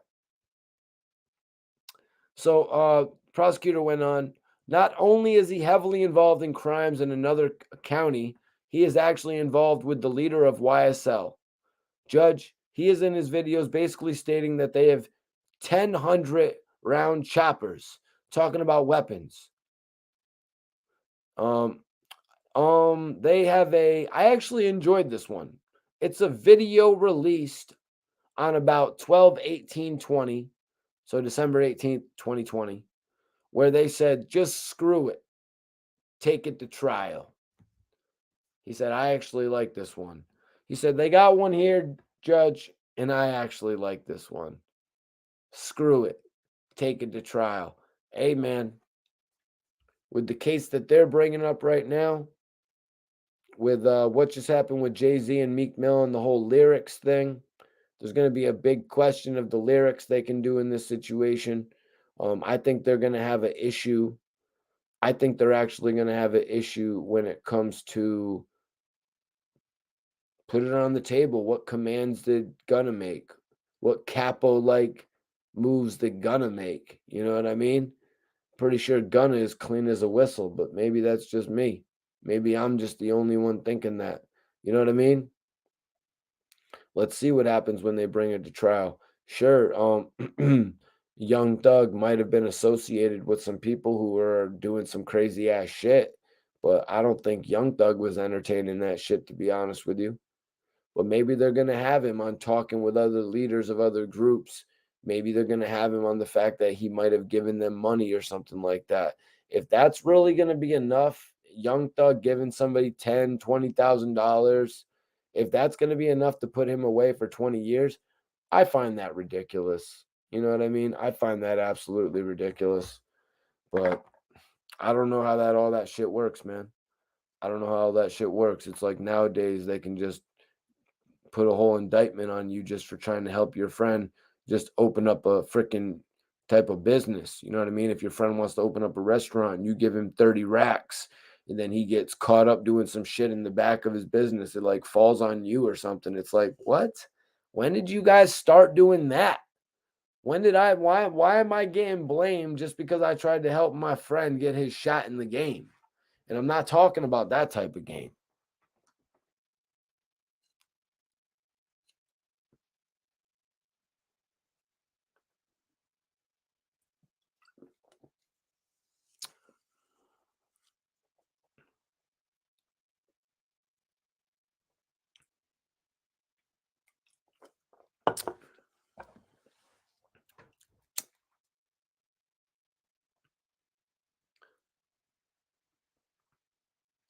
Yeah, the situation with Thug is pretty crazy.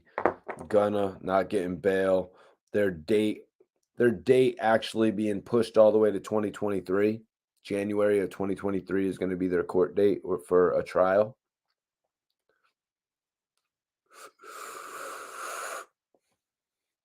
And that's actually something that Nightman actually brought up, the fact that he went to trial within 6 months. And you know, that whole situation, I think honestly maybe it's, well, like I said earlier, especially if they're getting out on bail in the next 3 months or so, which the likelihood is kind of like maybe 50-50, maybe 50-50.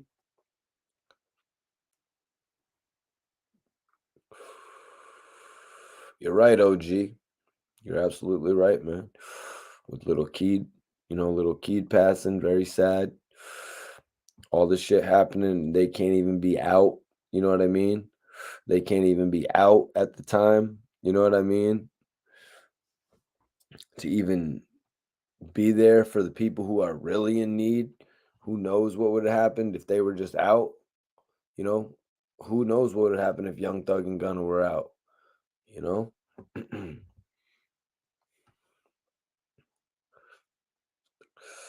What I do know is they would definitely be taking care of their man, though. They are the realest when it comes to that shit.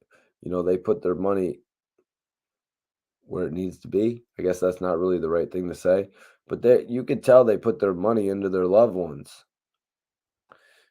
But anything that you see, that's what's wrong with it, man. Like, you can't put your money in there. You better keep your money to yourself, man.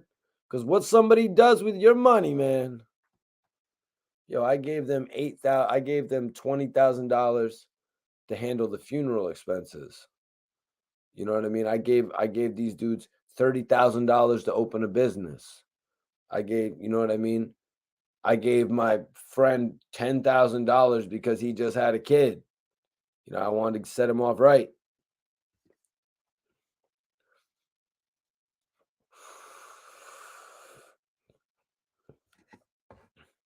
But yeah, man, definitely a dope podcast tonight, man. Couple dope topics.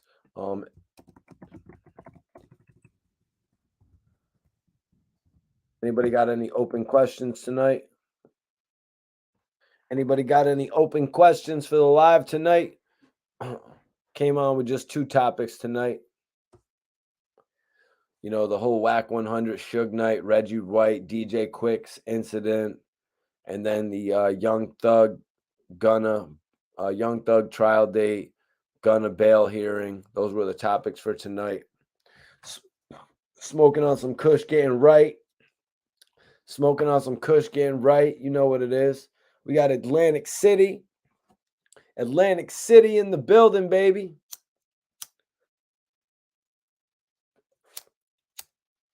Get this run slip back up.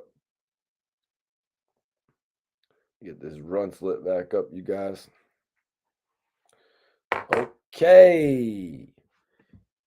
Alicia wants the small recap. Oh, shit, Alicia, I think you missed the whole Wack 100 story about Suge Knight. So there's this whole... What's up? Appreciate you for tapping in, my dude. So, Alicia, there's this whole situation of DJ Quik filming a music video. Now, Quik was actually signed with Prolific Records, but Suge Knight had a relationship with Quik where Quik would always tell him about wanting to shoot a music video. Somebody in the chat write the music video title for Alicia so she knows what the music video is. It's kind of got a suggestive title that I don't really want to say on the live. So anyways, right? Suge Knight actually is locked up. Suge Knight's in jail, and he's like, yo, reach out to DJ Quik. I know he's always wanted to shoot that video. DJ Quik. I know DJ Quik has always wanted to shoot that video. Reach out to him and we'll shoot the video. So Suge actually got that video shot for DJ Quik while he was locked up. So Suge comes home, and Reggie Wright explained that when he was home, Suge was like, yo, take me by DJ Quik's crib. And it was 3 o'clock in the morning. And Reggie was like, yo, Suge, I'm going to go knock on the door. Yo, quick. Suge wants to holler at you. He's in the car. So then Reggie didn't really know what they talked about in the car. Nobody knows what they talked about in the car. But Suge pulled up on DJ Quik at 3 o'clock in the morning. Fast forward to the next day, Suge Knight's 2 cousins, Donald and Ronald Knight, along with Tony Lane, DJ Quik, and about 10, 11 other dudes come out there. They're all strapped. A bunch of them are strapped at the very least. They're in the Beverly Hills, Alicia. They're in Beverly Hills. Well, they called earlier. They were like, yo, Reggie, what's good? When you going to be at the office, Reggie? We got to come holler at you and Suge. Now, because they were all out partying the night before, Reggie was saying. And these dudes are like, yo, you done rolled up at DJ Quik's house in the middle of the night?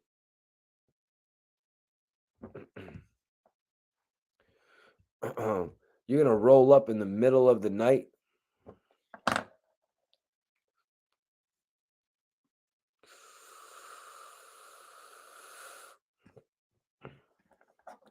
Iceberg, will you write the name song for the DJ Quik song so Alicia can look it up? Not fitting to say it on my stream.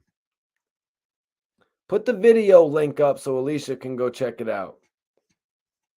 Suge Knight got in DJ Quik's heart a very, very quick way. But then he kind of did the wrong shit. Pulling up to the man's crib at 3 a.m., acting like he was pulling some Jerry Heller shit, kind of. You know what I mean? Like he was back in his prime or something. So Suge pulls up, and then the next day, all these dudes pull up to Suge's office. And so from what Wack was saying, we're going to hear what Wack was saying. Wack was saying Suge was scared to come to the gate. But Reggie Wright, Suge's old personal security, and he also did some running. He also did some running of death row. He says that Suge actually just talked it out with his cousins. He actually says he just talked it out with his cousins. So Wack actually was going in on Suge. Wack was like, we all been stopped messing with him. Wasn't nobody able to knock Suge out or get to him while we were moving with him. While we were moving with him, that was out. Wack was like, the only time I messed with him was when he begged for a hotel room. I went down there and I called the Marriott or something. I booked him a room for a couple days so he would stop calling my phone. So this question was asked to Wack if DJ Quik confronted Suge Knight. Now, these guys on Clubhouse with Wack must have heard Reggie Wright talking about it, so they wanted to get Wack's assessment of Reggie Wright, saying that 15 dudes pulled up all with the rah-rah, but then Suge went out and they talked it out. Now, Wack is saying here, he said DJ Quik ain't never confront Suge Knight, but a dude named Tony Lane that covered for DJ Quik definitely came up there and called him out. And he was scared to come to the gate. Quik ain't confront nobody at death row. Quik ain't like that. He will tell you that. They probably thought it was 15 people because he was acting a fool. That was one man. So,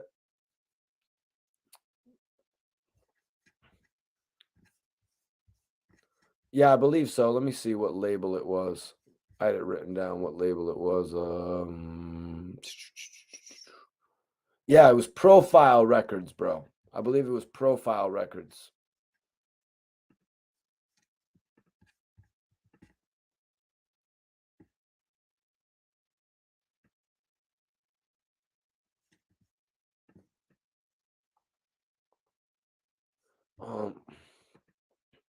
So yeah, hold on. Where was I on that? Damn it.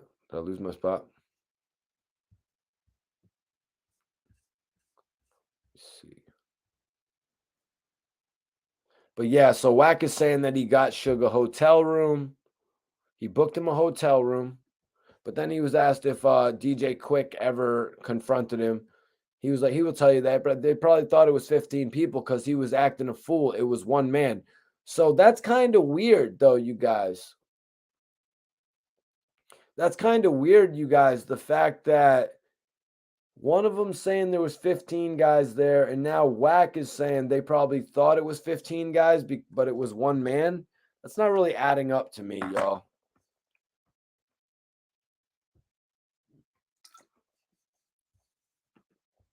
Wack went on. He begged me to open the gate. I didn't open the gate for them because I knew what they were going to do. I wouldn't open the gate because I got love for Tony Lane. That's a G homie. The dude was foaming out his mouth trying to get to him. I just went up there and said something to Quik. And Quick, that was Tony Lane's artist. So if you had an issue with Quick, holler at Lane. Oh, he will deal with it. Go directly at the artist, of course. He's gonna take it some type of way. Wack is right about that. You should not be going, you know what I mean?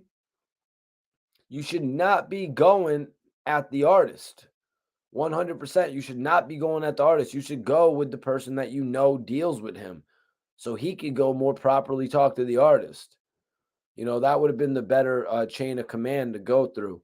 You can go convince somebody to do something, just like the way Reggie explained how they went and shot the video with Quick. They reached out to the people that were associated with him. So Wack said, Tony Lane is a real one. Suge ain't got the status Tony Lane got. When we got from around him, that's when he started getting touched. Suge didn't come up doing this. I came up from a foot soldier. Wack said, he ain't moving like that. We had to do that for him. That ain't what he do. When he was doing that shit that he used to be doing, he ain't have the strength around him to deal with the response. A lot of them people that had him, they weren't no cowards. When you see that shit that's standing around, when you see them dudes that standing around him, man, any man in his right mind is going to think twice. Damn. Yeah, Alicia, let me know if you want me to keep going with the recap, though, or if that pretty much brings you up to it. Who? Alicia, who? What?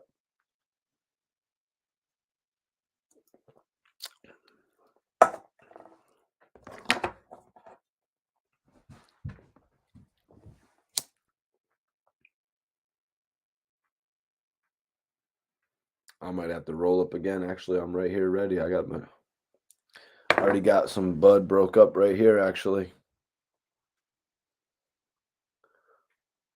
Sounds like you know a thing or two about DJ Quick, though, Alicia. Seems like you kind of know about this situation. What is it, from hearing about it in the last few days or like from years ago?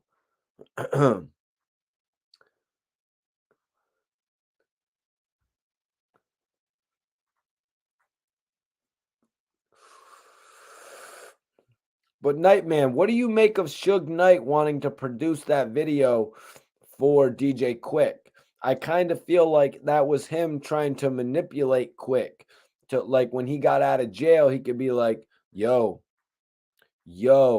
I did that video for you, man, when I was locked up. I kind of feel like that. Like Suge was going to try to use it for him to, you know what I mean, to actually use it against him in the future. Like, look what I did for you while I was locked up. Imagine what I could do for you now type shit. Oh, shit. Imagine if, like, a bunch of people sent super chats and were like, roll up, roll up, roll up, and I had to roll up back to back. But you guys know I roll up back to back anyways. Yeah, I'm finishing out this 8th of runts. Guys, it's going to be a hard... Hold on, what's tomorrow? It's Wednesday tomorrow?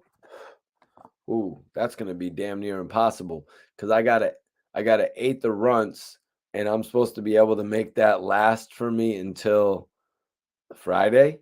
That ain't happening. That is not happening.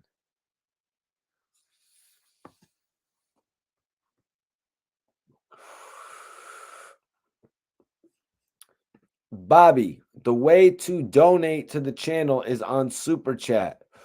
You just got to go to the bottom and hit the money sign.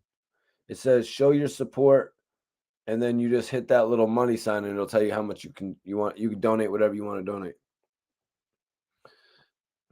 That's interesting. Alicia, she says, I appreciate the roots of hip hop. Well, you might be interested in a topic that we're going to be talking about, and you got to tune in for my interview with Bizarre.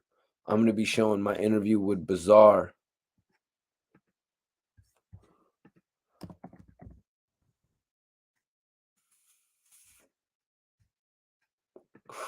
I'm going to be doing a watch along.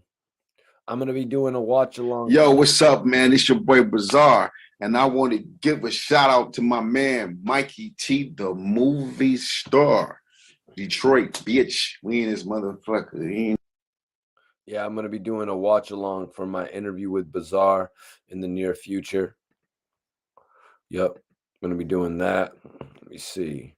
What else do I got coming for you guys?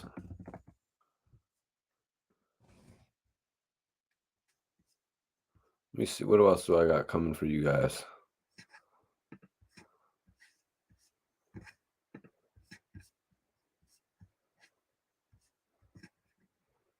Got a little Gilly the Kid coming for you guys. Philly, man. A.K. Gilly. You already know I'm rocking with my boy Mikey T, the movie star, man. Report card ready, all right. Got a little Gilly the Kid watch along coming for you guys. I have a lot of content coming out for you guys in the very near future. I'm not too sure, Bobby. Just click on the thing and it'll tell you, man.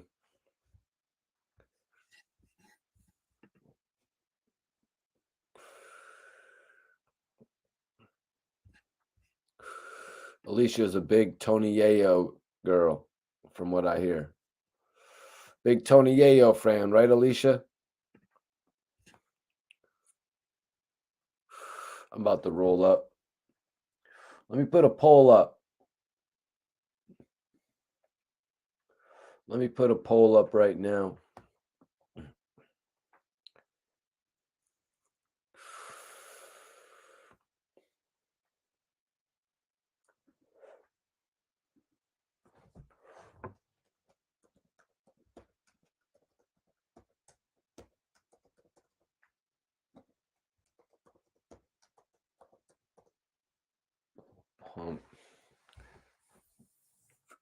Who were people saying was the worst rapper?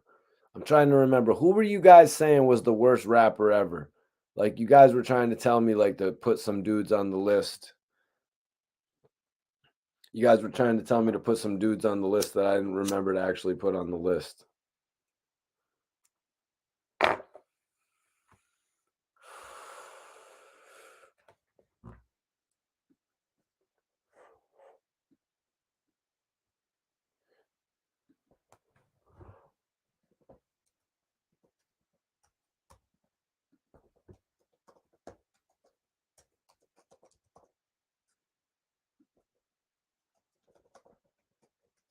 Who do you guys want me to put for the worst rapper poll? Sada Baby? Okay, my guy. He's in the chat for the first time. I'm going to put it in the poll for him, bro. Subscribe to the channel, bro. That's all we do for our subscribers, man. Hold on. NBA Youngboy. NBA Youngboy. Yeah, they tried to say Silk the Shocker, but everybody was like, Mikey T, why are you putting that up? Everybody was actually getting his back. Okay, Blueface.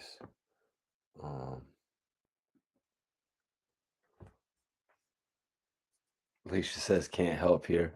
Iceberg, give me another one to put in a worst rapper list.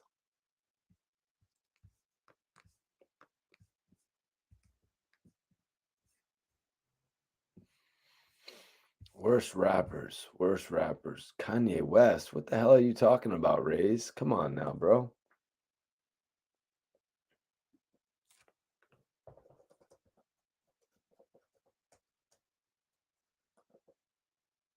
You're hilarious, bro. I knew you wasn't really thinking that, Raze. Yo, well, give me one all pro so I can add it to the list. Give me one rapper so I can add it to the list, all pro. And I'll get one of your suggestions in there.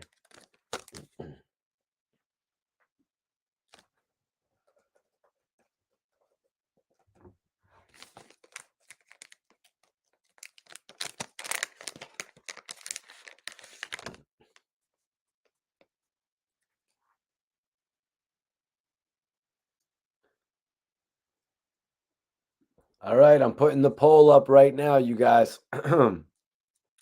Everybody vote in the poll. I'm about to roll up.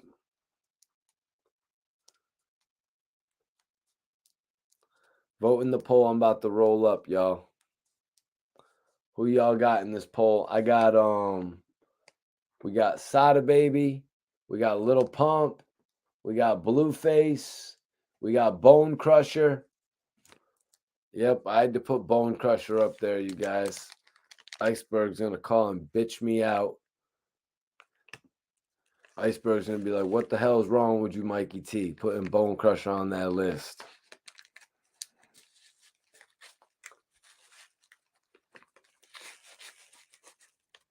Oh man, I totally messed up the Dutch this time. I wasn't supposed to do that. Actually, I know what I could do. I could just break another one. Perfect. Everybody, everybody, I should have put Jaquan in there.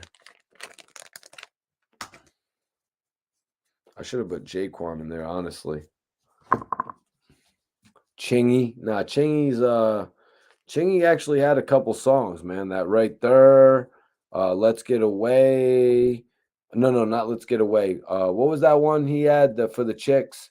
But he also had the other one, The Holiday Inn with Snoop Dogg. He had a few records, man. You can't necessarily just put what was it called? One Call Away. And then he had the song that kind of he went all assed out on, the Baller Baby, which didn't really do well.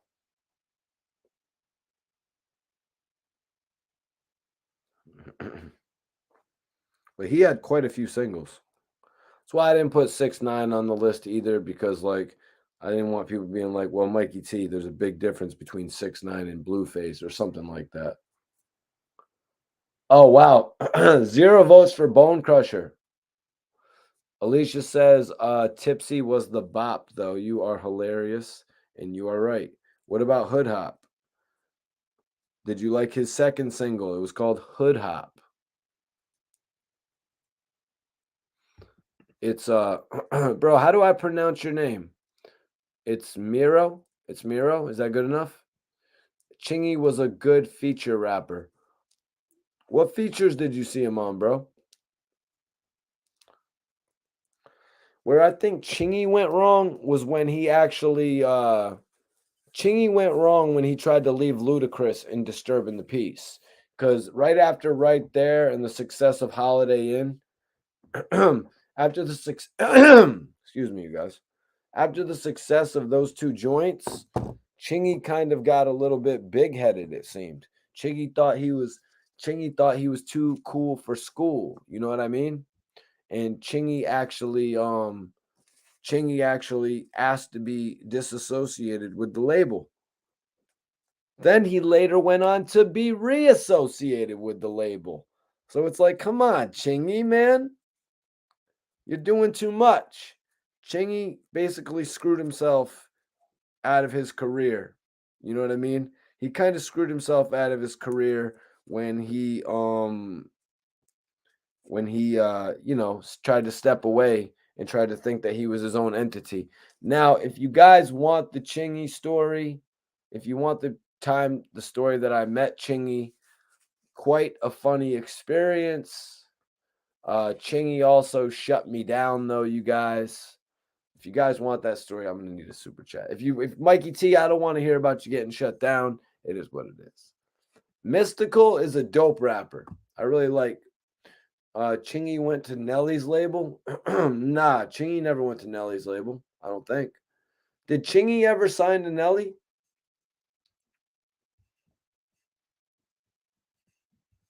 None. Exactly. He had features. Alicia knows what she's talking about.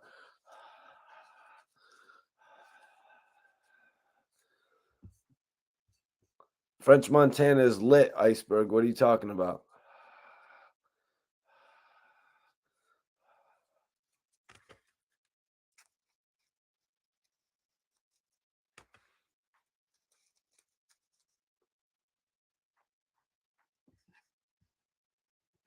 What features did he have, bro?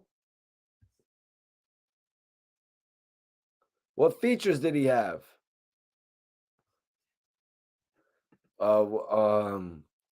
Alicia says, I'll pay, but for my own time. What does that mean, Alicia? Yep. All pro. You on point, Report Card Radio. Chingy, he should have stayed with Luda because he had the top singles.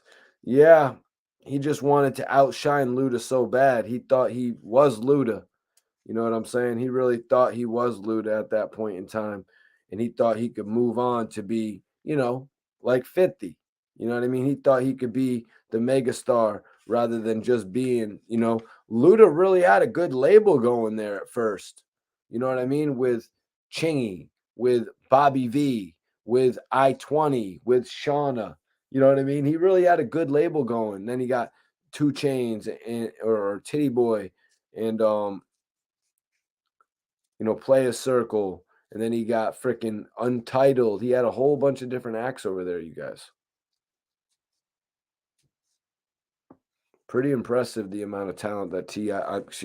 Have I been saying T.I., you guys? I mean Ludacris. You know what I'm saying? Yeah. Yes. Exactly.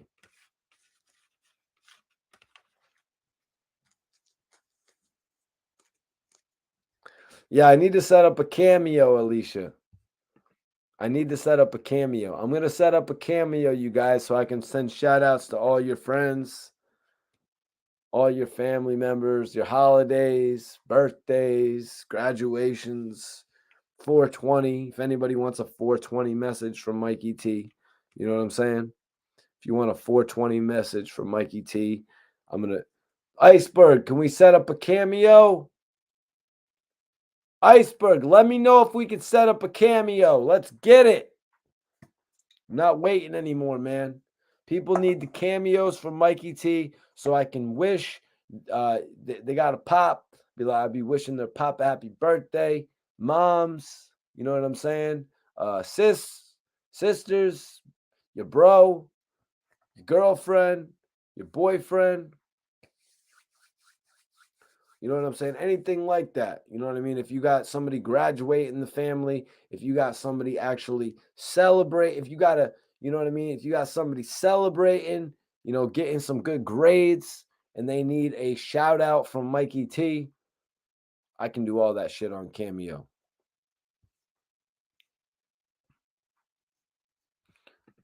Yeah, we need the Cameo, right? What's up, Queen? Appreciate you for tapping in.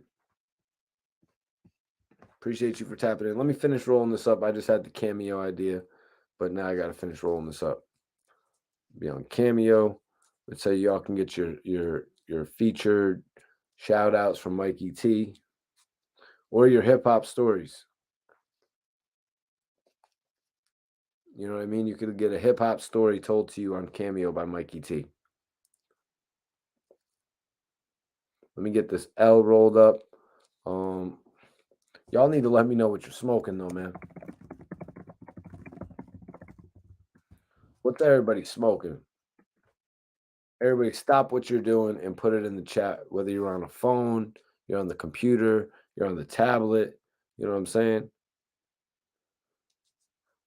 If you're sleeping right now, just grab the phone from over on the side table and type into the chat what you're smoking, what you was smoking before you started going to sleep. I want to know what everybody's smoking in here.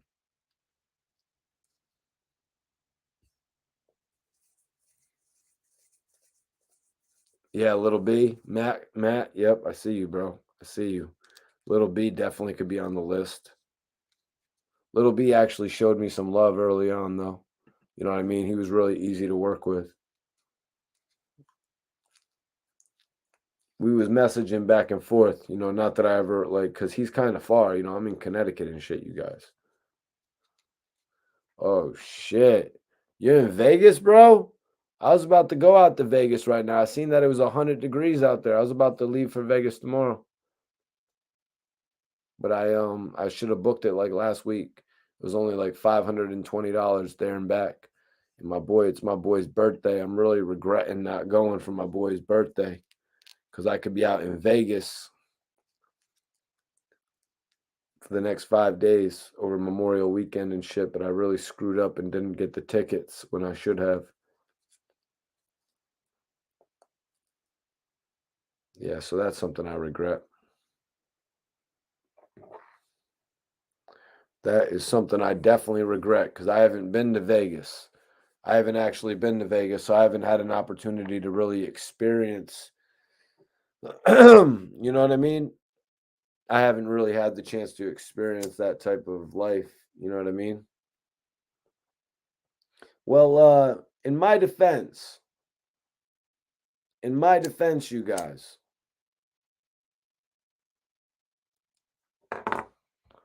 in my defense, you guys, Alicia, yep, horrible friend.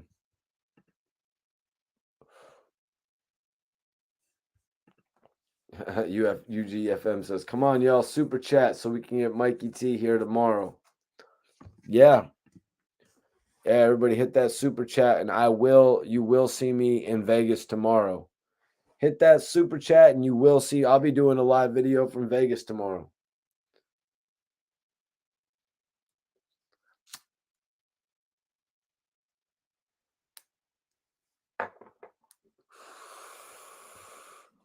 All right, Alicia, here's my defense.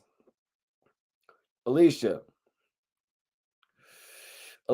I don't really know if I can give you my defense. Like, I don't really want to say my defense out there like that because it's kind of like, you know what I mean? I don't really want to say my defense of it. You're going to have to make me say my defense of it, to be honest with you. Whoa, Nightman, come on. Why are you calling out my boy UM? You know, the G unit, UM.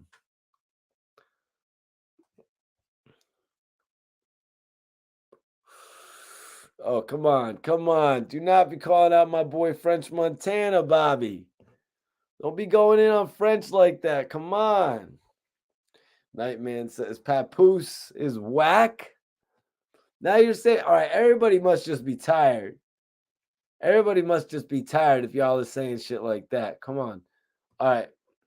Alicia, I really don't want to say it on like, you know what I mean? I don't it's not the worst thing to say, but it's like I don't like complaining about situations. You know what I mean? I'm not somebody who really complains a lot about a situation. You know what I mean? All right. All right, but I'm not a bad friend, is what I'm telling you. Nightman, you're bugging. You are bugging. Tony Yayo? Tony Yayo? Tony Yayo is not. Tony Yayo is not making that list. And look at what UGFM says. Pap is not whack.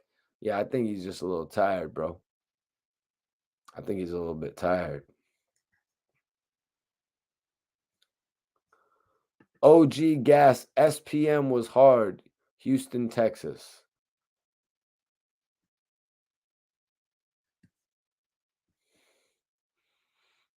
Damn it. I am such a bad friend.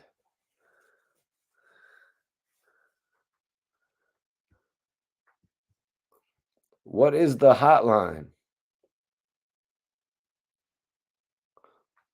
Oh shit. What up, Ray Ray? What's popping with you, man?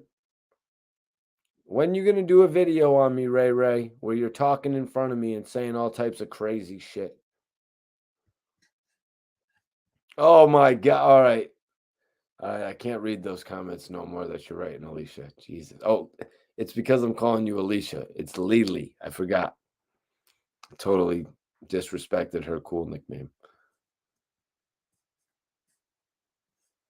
Yeah, Iceberg, I'm wondering what the hotline is you're talking about, bro. What do you mean the hotline? I'm intrigued to hear what you were talking about right there now. Now you've sparked my interest. LOL. Chill out. I'm just messing with you, bro. That ain't Ray Ray though, right? That ain't the actual Ray Ray.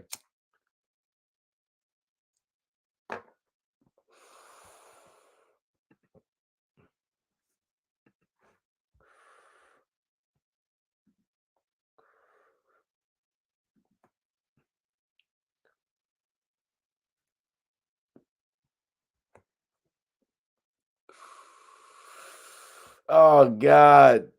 Oh God, Nightman. You are going on a rampage tonight, bro. I cannot put up Yo, Nightman, you're gonna have to send in like a $2 super chat if you want me to put up the names of the whack rappers that you're posting. If you want me to put up the names.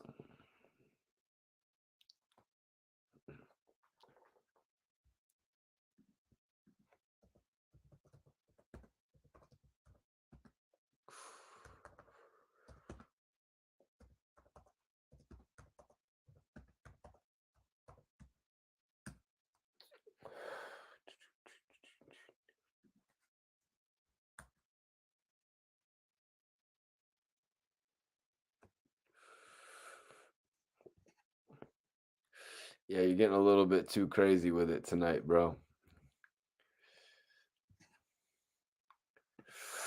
Roski Productions put me on to you, Holmes. Roski, who did he produce for, bro? Sounds familiar. Sounds familiar, definitely. I'm remembering the name off the top.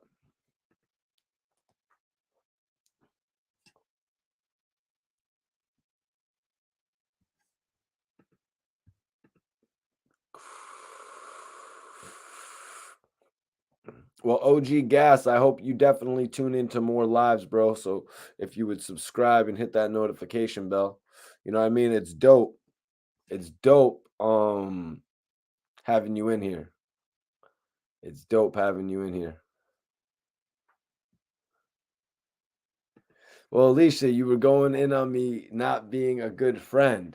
When here is the real situation. The real situation is my friend's going to Vegas with his wife and his sister. And I was going to jump on a plane. I was going to room with them. I was going to have to spend about $387 to go into a room to go to a room, with him and his wife and his sister, you know what I mean? And it's like, I would have probably rather got my own room, you know what I mean? Like, but it's like, so I was kind of going to be cramped up going to Vegas. And then especially the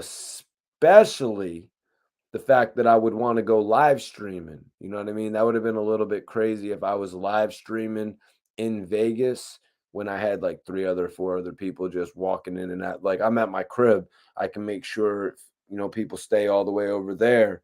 You know what I'm saying? If I got people over when I'm doing a live stream, you know what I mean? Or if I got friends over, you know what I'm saying? I can just they can go hang out in a whole different part of my crib while I'm in here in my studio doing my live streams and shit.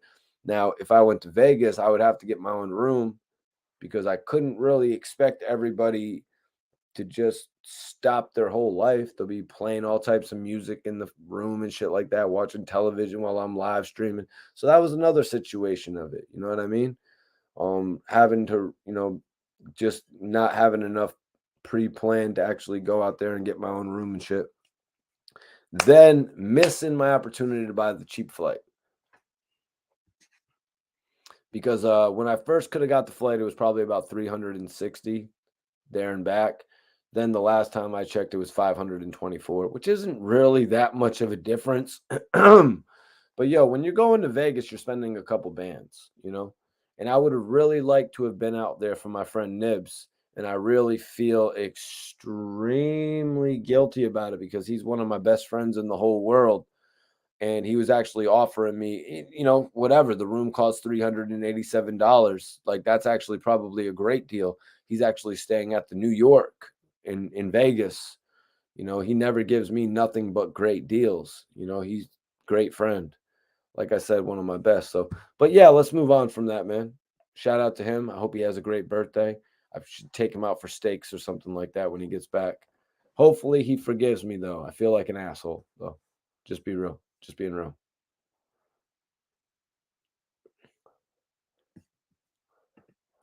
No good though, right, Lily? Really bad excuse. Really bad excuse. I'm still a shitty friend. I'm still a shitty friend. Mikey T, a real life movie star doing your thing. Well, if you want to check out the movie that I'm in, Ray, it's actually called Slapface. It's on Amazon Prime. It's on Amazon Prime. I don't think you really did pay for that story. You didn't really pay for that story. You sent in a $5 super chat to be like, really? I don't think you were trying to. I don't think you really cared about the story. I think you were being honest when you said you weren't that interested. I think you liked it a little bit more when you could just clown on me and say I was a horrible friend. That made it a little bit more interesting than me explaining the story and sort of getting a little bit of a sympathetic reaction from it. You know what I mean?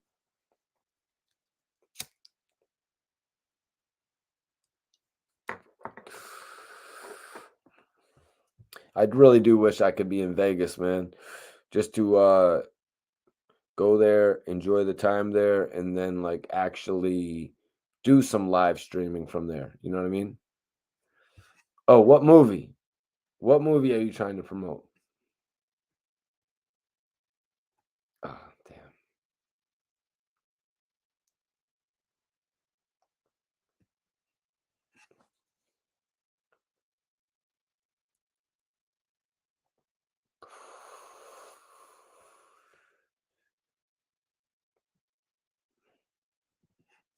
Bobby says, sorry, but I came up on Rakim, Cool G. Jesus, man. You came up on a lot of people, bro. Ice Cube, Scarface. All right.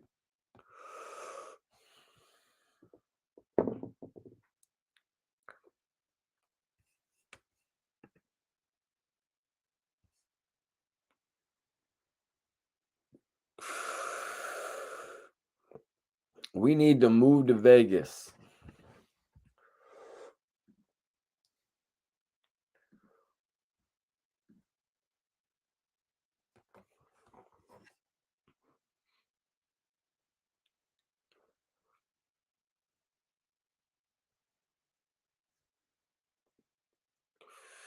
Lily, how was the Slapface movie? Did you ever watch it again?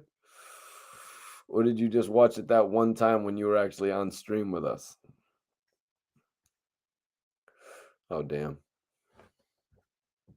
Let's see what's going on here. Let's see what's going on here, man. Slap it in the face. Slap it in the face.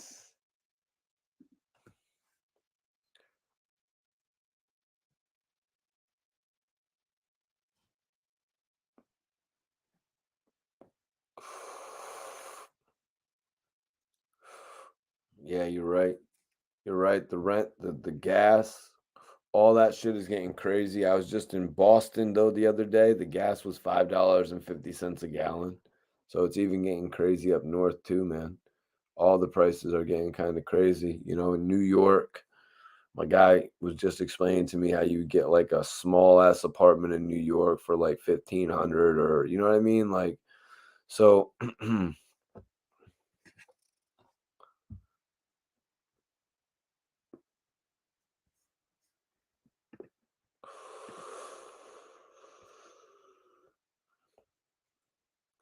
gas is 5.20 in Vegas. Gas is 5.20 in Vegas. Wonder how much it is in California. Yeah, whip wop 1,800 in New York City for a 1 bedroom. Studios for 1,100, which isn't bad. I mean, if you're by yourself, you know what I mean? Maybe even with a girl, but if you got any sort of baggage, you're not gonna want a studio. I had to watch it multiple times.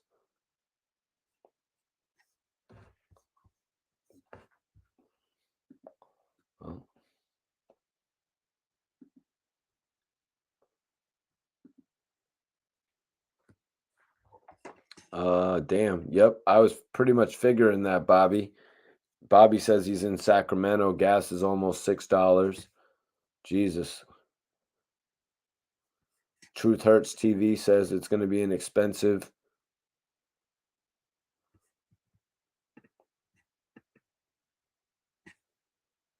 It's going to be an expensive summer. $7 gas.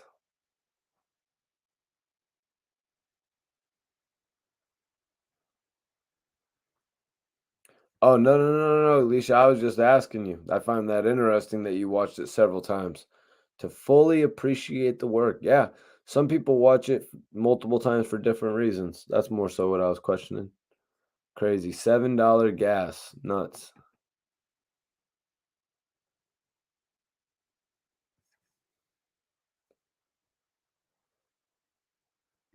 No road trips, all flights. Yeah, I mean, man, like when you're going down south on a road trip, the gas is going to gradually get cheaper, though. Like, especially if you're going on a road trip towards the Miami area, you're going to pass all those areas like South Carolina, you know what I mean? North Carolina, where the gas is going to be a little cheaper. And now, I guess by a little cheaper, probably $3.50 compared to $4.50.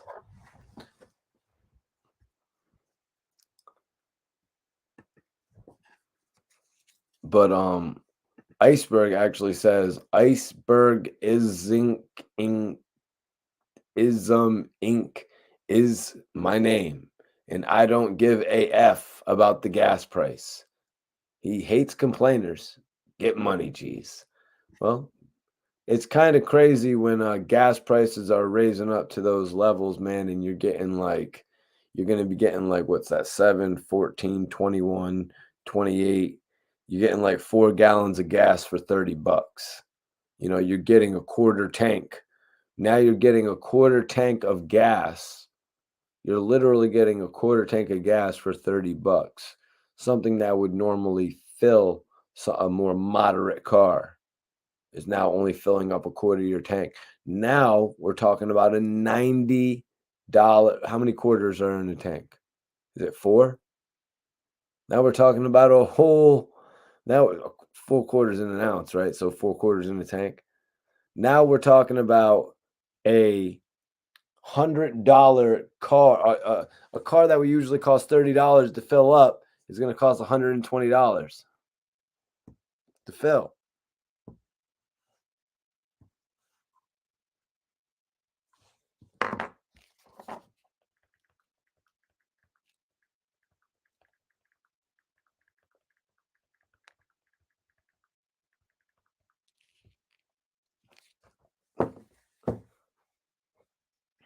Oh, damn.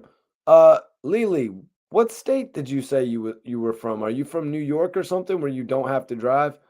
That's one of the things that I've actually kind of thought was dope about my older brother living in New York. The fact that he would never need a license. That's one of the positives about New York. I mean, if you live in like Brooklyn or Queens, it's pretty easy to get on the trains to get to the city. You can take a little adventure like that. There's a lot of things that are crazy about the city though as price goes. Okay. Okay. What borough are you in, Lily? Yeah, my brother was in Queens and Brooklyn. I went out there to visit him a bunch of times when I was younger and got really acquainted with the city and shit like that.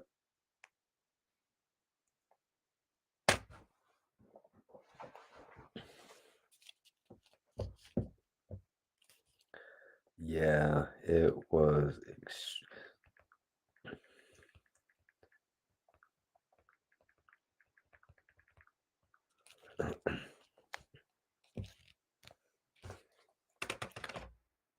Brooklyn.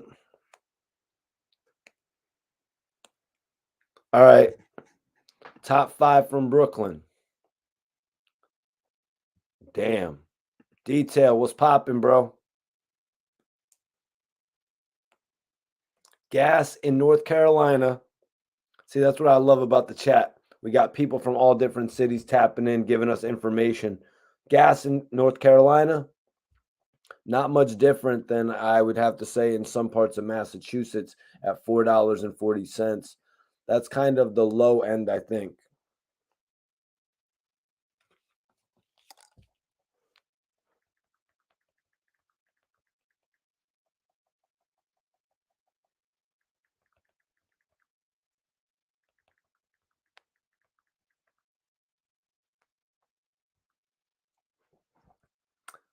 Let me see. I travel for work.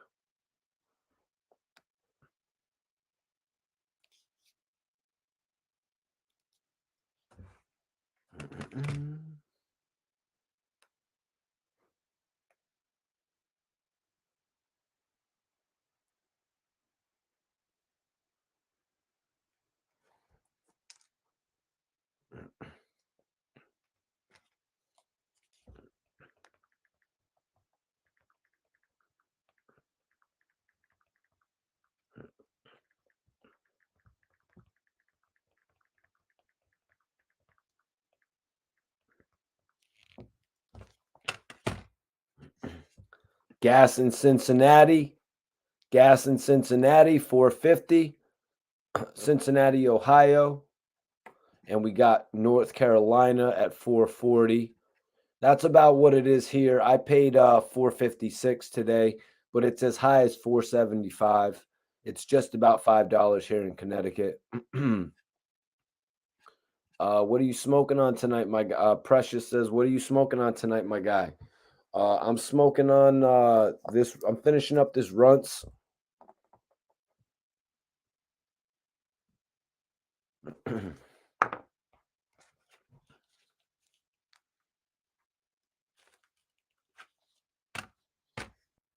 What are certs? Smoking certs. What's that? I never heard of that strain.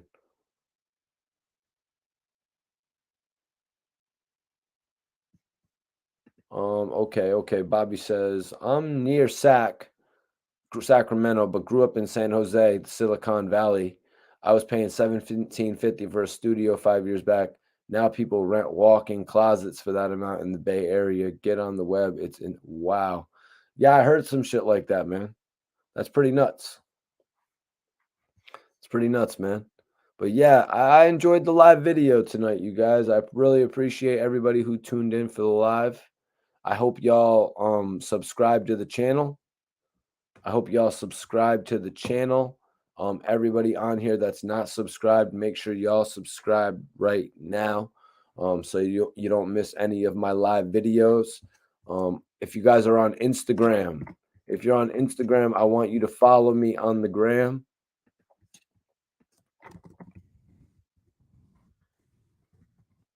Whoever follows me on Instagram, I'm going to follow you guys back immediately.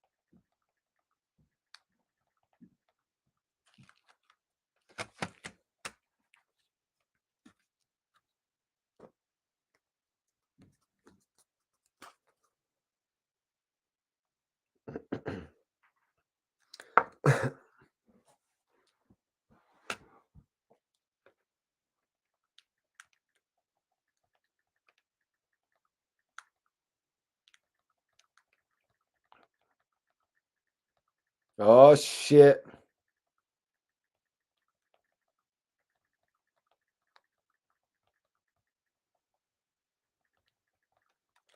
Oh, shit. Sorry. I was just, oddly enough, texting about the Avengers. Oddly enough. Sorry about that, you guys, to be texting about the Avengers and shut y'all down like that. Whoa! Alicia, you definitely have.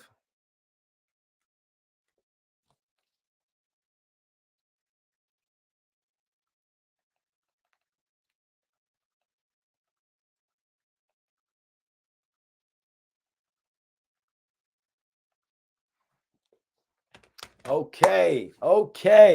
Alicia with a $20 super chat. Let's smoke. Wish I had another Red Bull. So.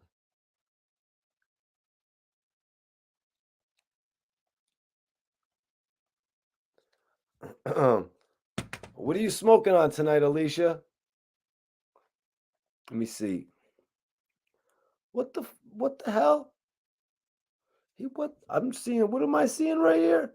I went to visit fam in Albuquerque, New Mexico a few years back. Gas was $1.50 a gallon. Are you talking about in 2020, bro? Because that doesn't really count, man.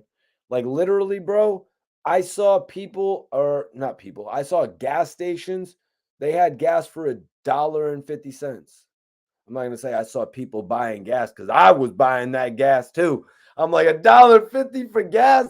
Fill that shit up. But nah, man, no, I'm just playing. But you couldn't. We had nowhere to drive during the pandemic, so you were more sparingly, you like filling up your tank. But he's saying that he went to New Mexico, Albuquerque, New Mexico, a few years back, and it must be cool to visit there. Let me know about that because I'd love to drive through New Mexico and see what it's like. Gas was $1.50 a gallon. They say gas will be $8 to $10 this summer. A loaf of bread, cheap bread, is about $4 now. Milk is about $6 a gallon. And you're absolutely right, Bobby. That's a way that they justify actually making gas so expensive.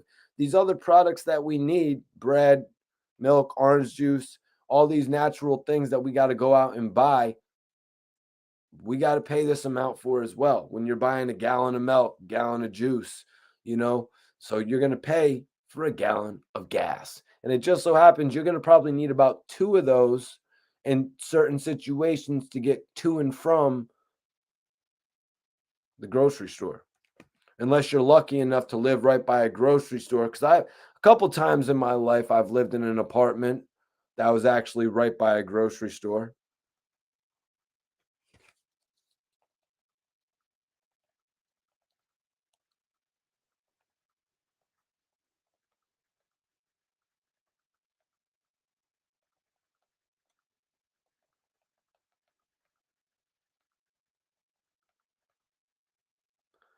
Let's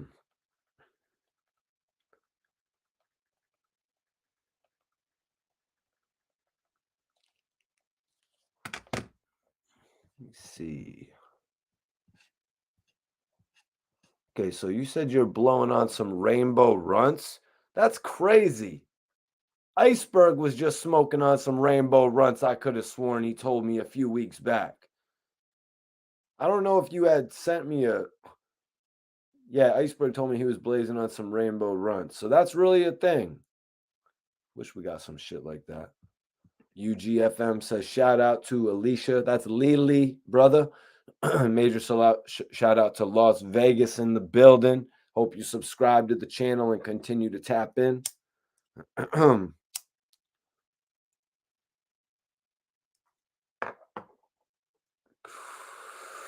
Hope you continue to tap in, bro. Definitely been great having you involved in the conversation tonight. Hell yeah, you right, Bobby. Smoking on that Mexican brick, baby. It's the best for your buck. Getting a little half. Let me get a little half feet for 50. You know what I'm saying? Let me get a little half feet for 50. Make sure my bud is coming out bricky. I'm sorry, guys. I was just about to rhyme another word, shifty, with that shit. But at that point, I might as well go hit DJ Quick up and get me a beat.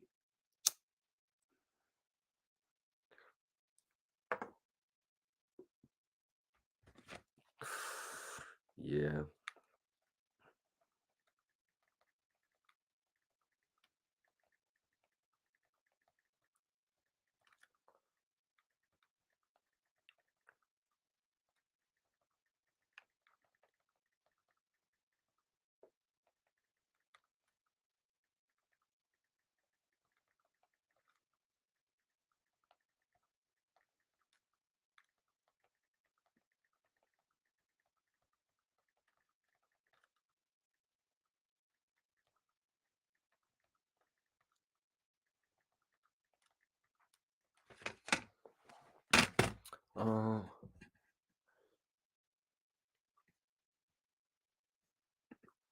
Yo, what up, John Stone? What's up with you, John Stone? Appreciate you tuning in, man.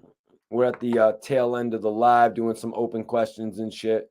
If you got anything you wanted to ask, just send it in. If it was anything about any of the topics, We pretty much already got through everything. You know, Young Thug's dude getting called a commander, or Sopranos terms, a capo.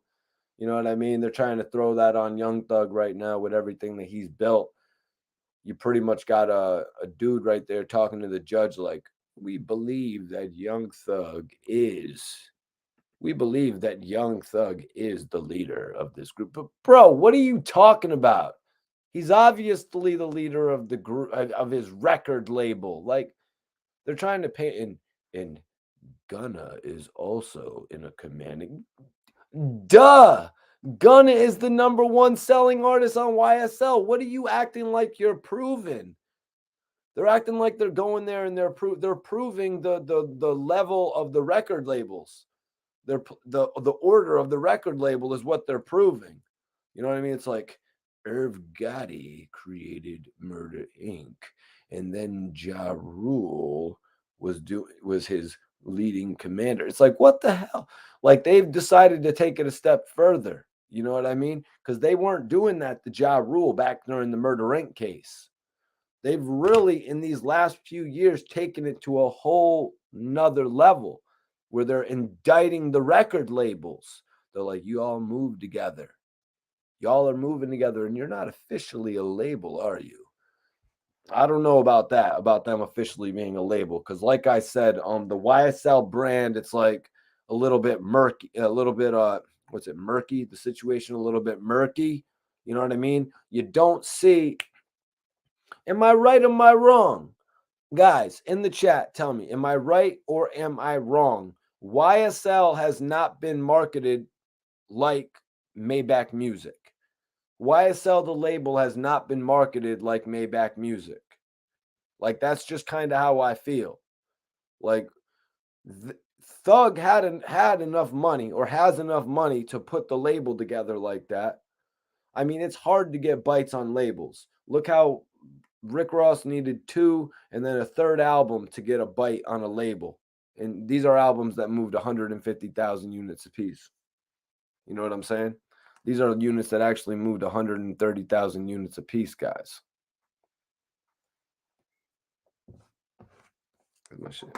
Oh, this shit's getting all this shit's getting all resonated at the bottom.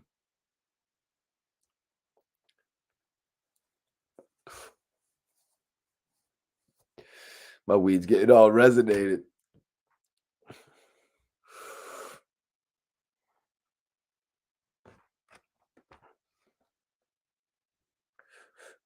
Yes.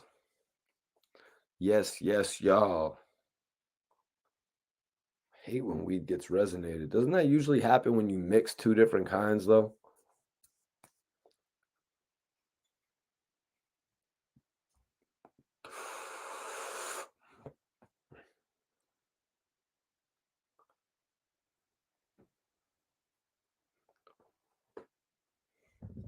All right, we Gucci.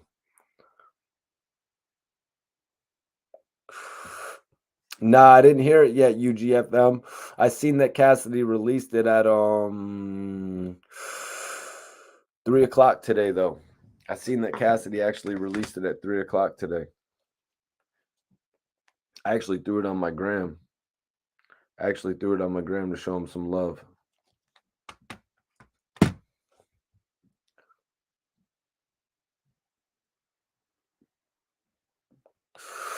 How was it, though, man? How was the new Cassidy joint? All right, I'll give it a listen probably right after this stream. Yeah, Cassidy dropped a new song called What If, I believe.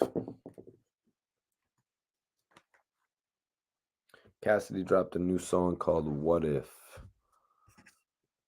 The video's nice. Yeah, I seen that he was promoting it, actually dropping today at 3 o'clock. I seen he was promoting that shit all over YouTube.